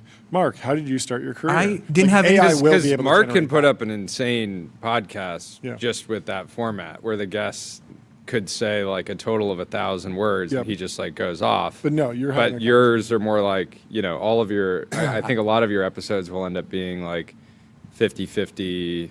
I'm trying to like, I didn't have anything. I think they're better if I don't have anything in front of me. Like I prepared for the last decade. Like I can just sit down and talk to you. We do have one. So I met Tony from DoorDash here. Remember, he came on your show. Yeah. And we had this crazy conversation. You were writing the newsletter, but me, you, Patrick, and Tony had this crazy conversation for like 45 minutes. And in 15 minutes in, I was like, hold up, dude, you got to do more podcasts because he's so impressive.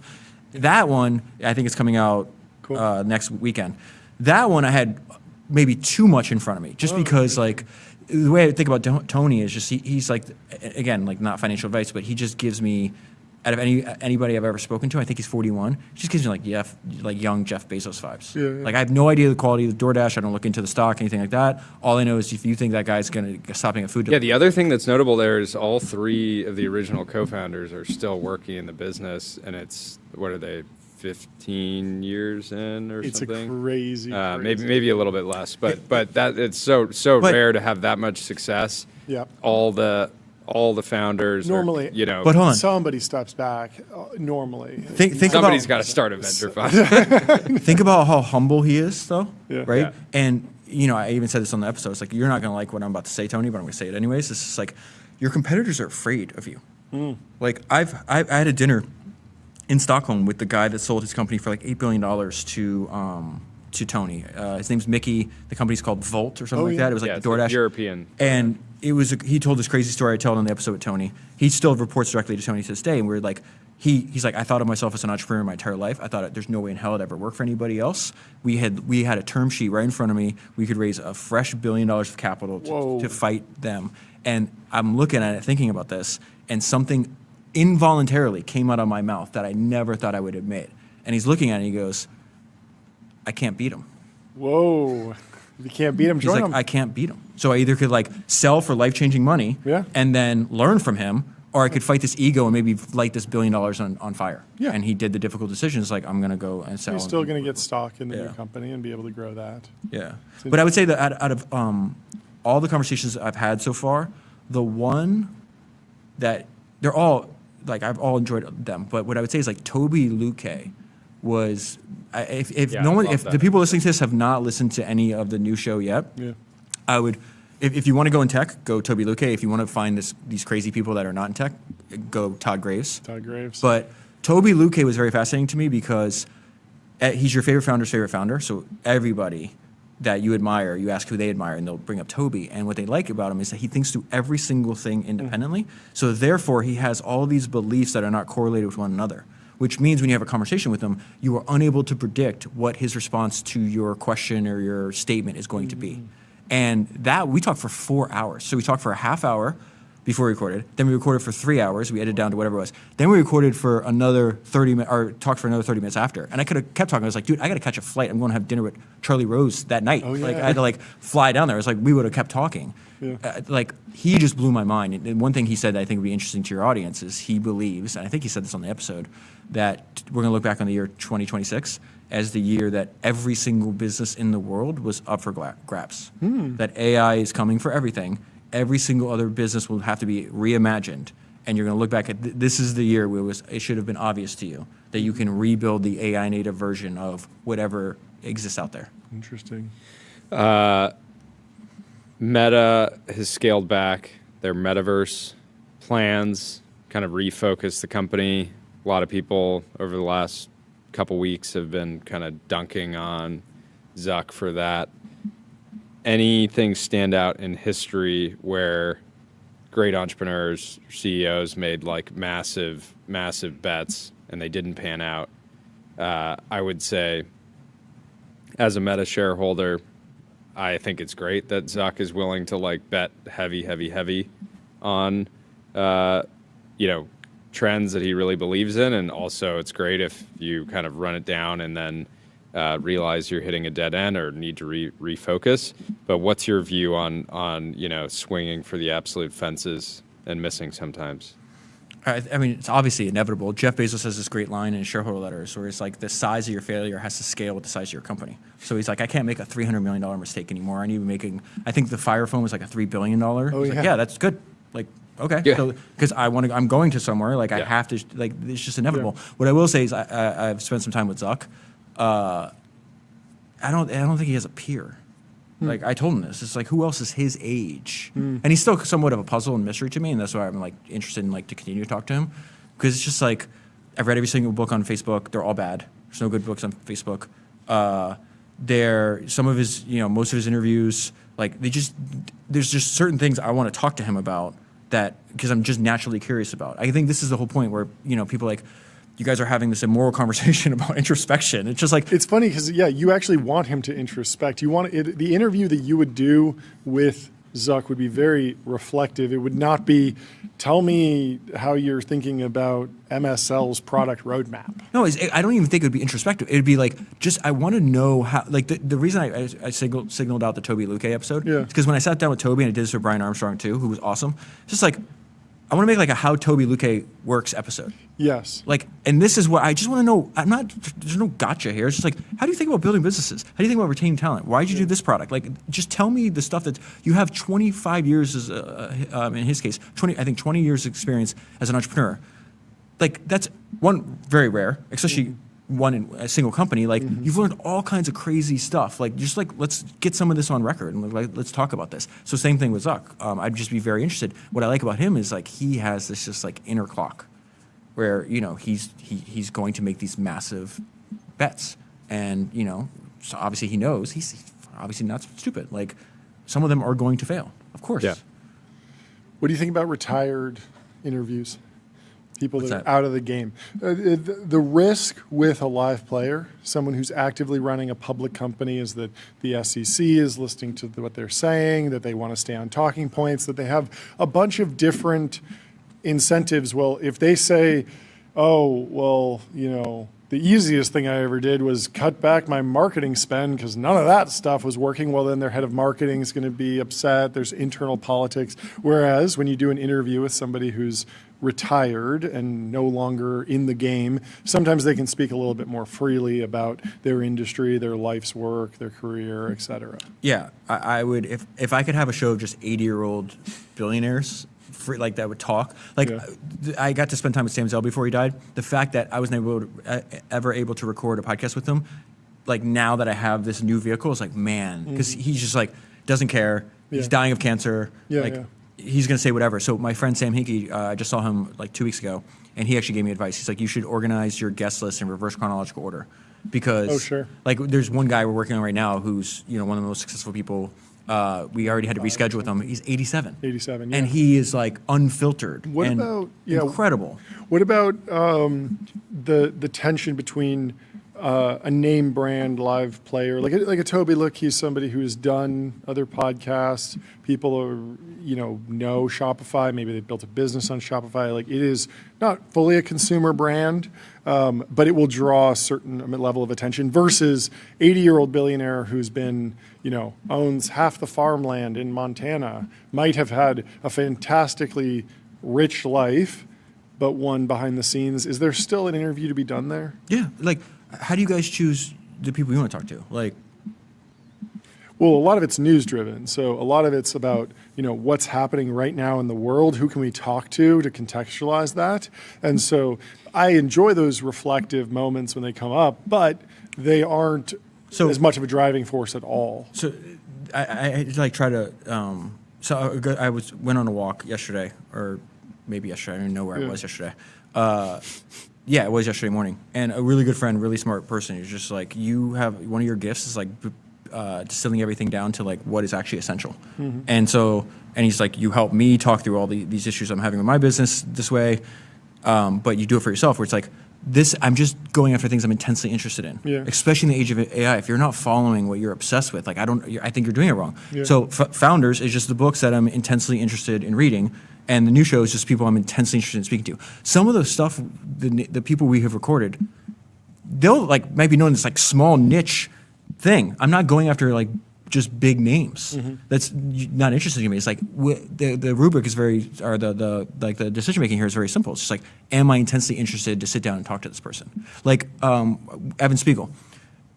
I showed him too. This is like, I did an episode of Founders on him. I think it's episode like 25 or 24. It's like a long time ago.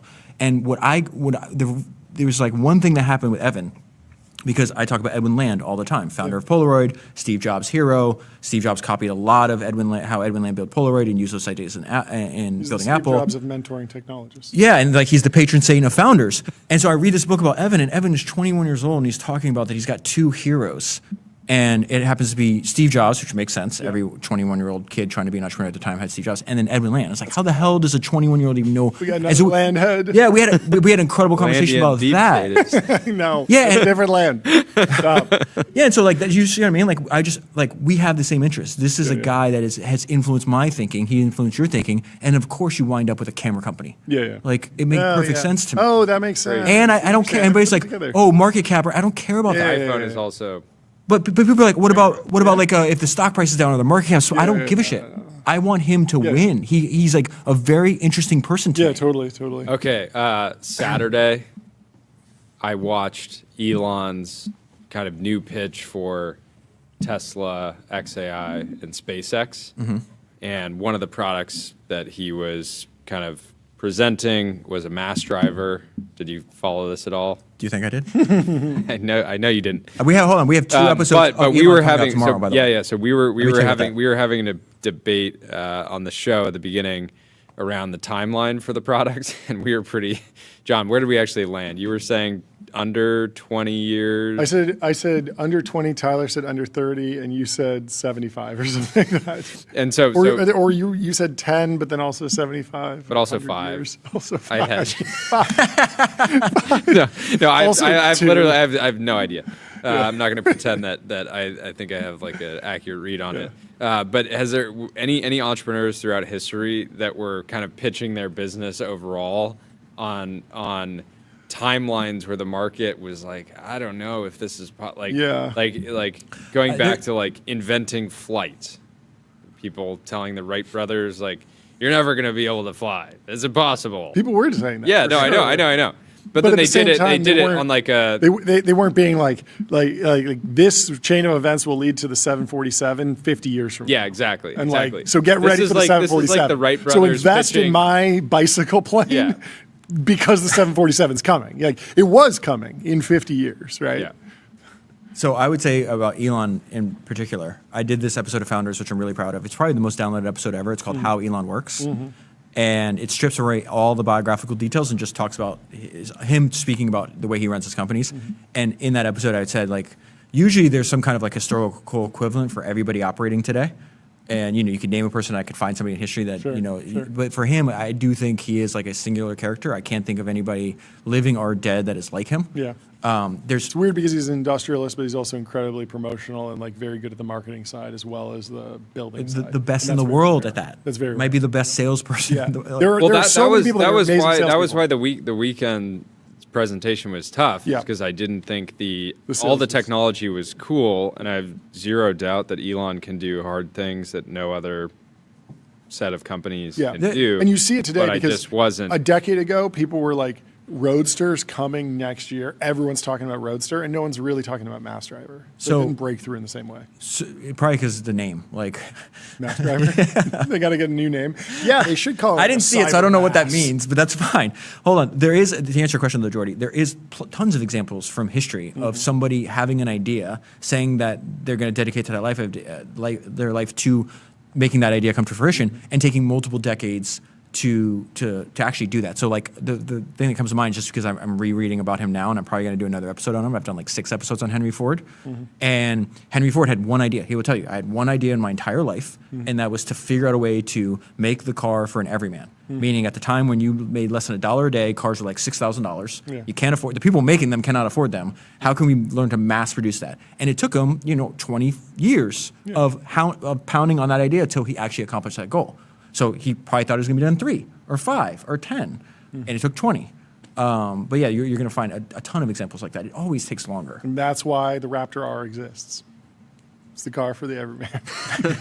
Henry Ford would have loved the Raptor the R. thing that example Raptor doesn't quite satisfy this example, because this pitch is like, these 8 things need to happen perfectly synced together in order for this other thing to be possible. Yeah. But again, so betting against Elon has not worked yet. Mid-curve alert. Mid-curve alert. There's a book by our mutual friend Eric Jorgensen that's coming out tomorrow. Mid-curve.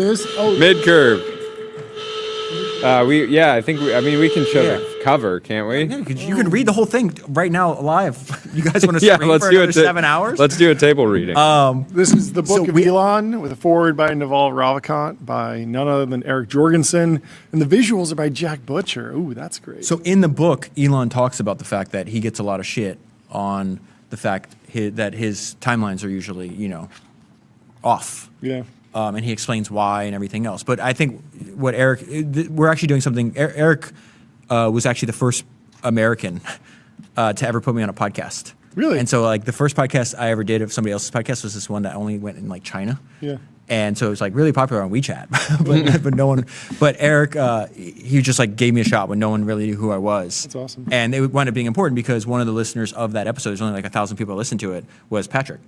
And Matt Russell, who was running Colossus, and there's a comment in the Colossus Slack, the Colossus Podcast Network Slack, which Patrick O'Shaughnessy is the founder of, talking about the episode. This is before I was signed to them, and they said this guy sounds like he's going to bite the microphone, and so they're like, oh, he's actually like might be good at this. But I think what Eric is the reason what I'm doing is I'm dropping an episode of Founders on this book tomorrow, which is a normal solo episode. Then I did something different for the new show, which I think could be another like not just having conversations with great founders, but conversations with charismatic authors who are writing about great founders. Eric, because he's a friend, he's also very articulate and charismatic.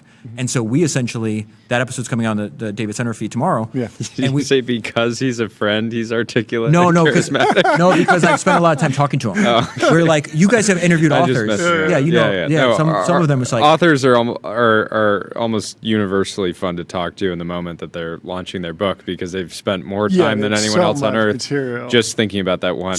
So when you see the shot tomorrow, it's like we have like, I don't know, 1,000 pages of Elon documents in front of us. And a lot of it is just me going through, asking my notes and highlights with Eric. And then you essentially can prompt him and then he can tell you crazy Elon stories. Yeah.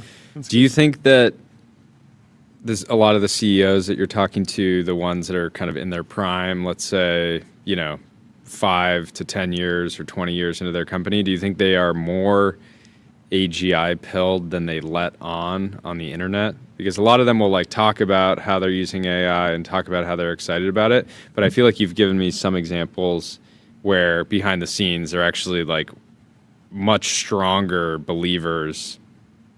I mean, you guys had, I think Lulu, has been on here talking about that AI has like a communication, like a branding problem. It's like very unpopular with the general population. Yep. Actually I spent over an hour with Kareem yesterday talking about this topic. And about ways to actually get good information. What I would say is most of the stuff they're talking about, they're not going to talk about on podcasts. They're not going to talk about. You'll see this in group chats. So some of the ones that like you and I are in. But even that, most of them is like whispers and like private conversations and completely off the record stuff. Mm-hmm. Do you think you'll ever write a book? Do you think I'll ever write a book? The things that we three share. No, man. The thing that we three. The thing that we. That's a narrative violation. What we share is like, do you want to do anything else than the show? Yeah. Why haven't you raised the fund yet? Why aren't you starting a new company? Why aren't you on a plane right now traveling? I'm just thinking I don't know, like the book of David Senra with Eric Jorgensen. He's writing it. Could make sense, but basically Eric's already writing it. He is? Yeah, he tried to work on it with me, and he's just like, you don't answer my phone, and then I talk to you because I can't get a hold of you. Then I talk to you, your idea changes all the time. I was like, I can't be the bottleneck of anything. This is why I have to run my own shit. Yeah, that's fair. I'm just thinking about in terms of Are you trying to sabotage me? You're trying to get me to not focus on podcasting? I thought we were friends. I've just seen more and more. Like Dorkesh wrote that book with Stripe Press that was heavily based upon the interviews that he did. It had a bunch of interesting graphics. It was clearly a collaborative project, and I feel like there's an aura effect to writing that can work very well. I mean, we've had a number of people on that have been able to stick the landing. And I think again, just focus is more important than ever in this age, and focus on things that you think about all the time and that you're obsessed with. And the reason I could do a new episode every day is because I never get tired of talking about how people build their business or think about their products, or I find that shit infinitely fascinating because you could do it. This is what I loved about Toby. Yeah. And it's just he's the reason he said this on the episode, the reason he thinks through every single thing, because he's there's not one right way to do it. There's probably 100, and I'm looking for the right way for me. Mm-hmm. And so talk about AGI build, he said something that was shocking on that episode where, because he's I started Shopify he had no money. He was living in this mother-in-law's house at a small desk in a bedroom there. It was inside of a cave, right? No, I don't think so. With scraps. With scraps. He built the company with scraps. And then what was interesting about that, he right before all the new innovation in AI happened, he said that he was he thought I'm not the right person to run this company anymore. Oh, interesting. I shouldn't be CEO anymore. And then he stayed. And then he's if it wasn't for AI, I wouldn't be running the company anymore. So many stories of that where someone had a really good business growing and it's just stable growth, 20% top line, they're doing fine, but they are just lost for purpose or energy, and then AI happens and they're I'm back in gear. I love seeing it, especially with the folks who are at that multi-billion-dollar phase. It's just been it's been a remarkable moment in tech. Yeah, I wouldn't. You want those people to be playing as long as possible. Totally. He's still relatively young. He's probably what, his 40s, 45 or something like that. Like that's way too early. But it's so easy to step back and think about something else, get distracted, or do a fund or something, or just retire. Like there's a lot of people. And he went knocked out. And also he went public really early. I think he Yeah. said on the episode they went public like $1.5 billion valuation, or it was like some crazy number. Like that. IPO for ants. It's high for Canada. There's a lot of stuff on the TSX that's like tiny. Yeah, but I think at one point he was at 200 billion. I don't know what he's at now. Yeah, and so it had to feel like he was sprinting, totally. for 20 years. Totally. But Fantastic. no, I'm glad those people are like that, and and I do think that the point somebody was making this point to me yesterday, where it's just like these technical founders just have a massive advantage over everybody else. Yeah. And you see this with like Toby constantly writing more code. Brian Armstrong is doing the same thing. Yeah. You just see this over and over again. There's a lot of folks. If there was a peptide you could take that would allow you to podcast for 25 hours a day, would you take it? Well, okay. Here's the thing. I keep hearing about peptides. I think I accidentally took one time. What happened? Oh yeah, Justin, I think had some. Okay. Oh no, that was Justin had like I don't even know if we could talk about this. Yeah, it was the afters. He gave me and you. That's right. It was like Justin Mayers. It was some sleep. All It was about. some sleep peptide, but it was like something you get on Amazon. Okay. It was. But I thought his friend. He said his friend made it in like his own compound pharmacy. We might be getting Justin arrested for this. But I don't think so. We were hanging out, and then you text, or maybe we hung out the next day. And you texted him. He's like, I didn't feel anything about this. No, I one of the benefits of partnering with Andrew Huberman is you get access to like weird health shit, and so I was like I remember recording with like John Mackey. It was the day I recorded with John Mackey. Felt fine. We stop at like 1 p.m. By like 5 p.m. I feel like I'm gonna die, and I had an unbelievably important thing to do.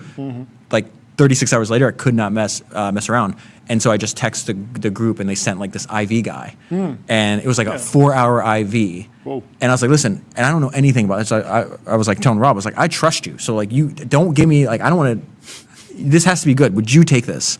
And it's something they do to make sure that like when they're on the edge of getting sick. Well, the next meta, or go. One of them, there was some kind of peptide in there. One of them, by the next morning, I woke up feeling 100%. Like I went from deadly sick to I feel like a completely normal person. Well, the next meta is leeches. No. You're going to be What happened? purifying. I walked in you can and get all the medical guys- leeches. This is No every one wants that. podcaster. Stop. Oh yeah, you don't like snakes. What happened? Because I walked in and all the guys were talking about. You guys had some kind of debate. We had a debate. Martin Scrally. What happened? From Superpower. Yeah, They were they just debating just whether or not like the more out there peptides that are not fully FDA approved yet, maybe there's some data, should those be sold? What's the correct path to bring the next generation peptides to market? Martin Screlly's position was that the FDA has the path laid down. These products should be developed by biotech companies, approved by the FDA, then sold in the pharmaceutical context, prescribed by a doctor. And Max from Superpower had a more liberal view. Does he sell? Does one of the guys sell peptides?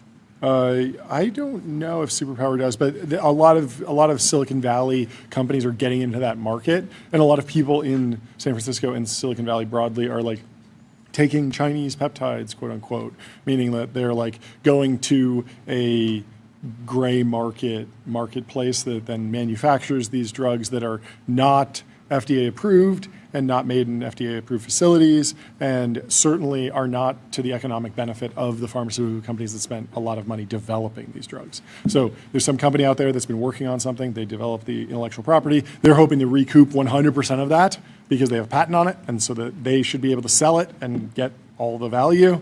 And there are a whole bunch of third parties that are going around copying the homework, maybe changing it a little bit, maybe making it worse, maybe making it less effective, maybe making it less safe, and then selling it. And so there's a big debate in Silicon Valley right now about like the peptide Are you market. taking any of this stuff? Nope. You like protect your body like a temple. Yeah. I'm surprised you took what Justin gave you. I trust Justin. Justin and I have a very similar ethos around health. Yeah. Anyway, this has been a fantastic conversation. I'm excited to continue this podcast as soon as we go off the For air. sure, The for sure. podcast never stops. Leave us 5 stars on Apple Podcasts and Spotify. We are now the #2 technology show on Spotify. Thank you to everyone who supported us. Who's ahead of you? Throughout this way. All in. All in. All in's on a big run. You know, they're doing well. But we're Job's coming not for you finished. all in. Watch out. Just kidding. Subscribe to our newsletter at tbpn.com.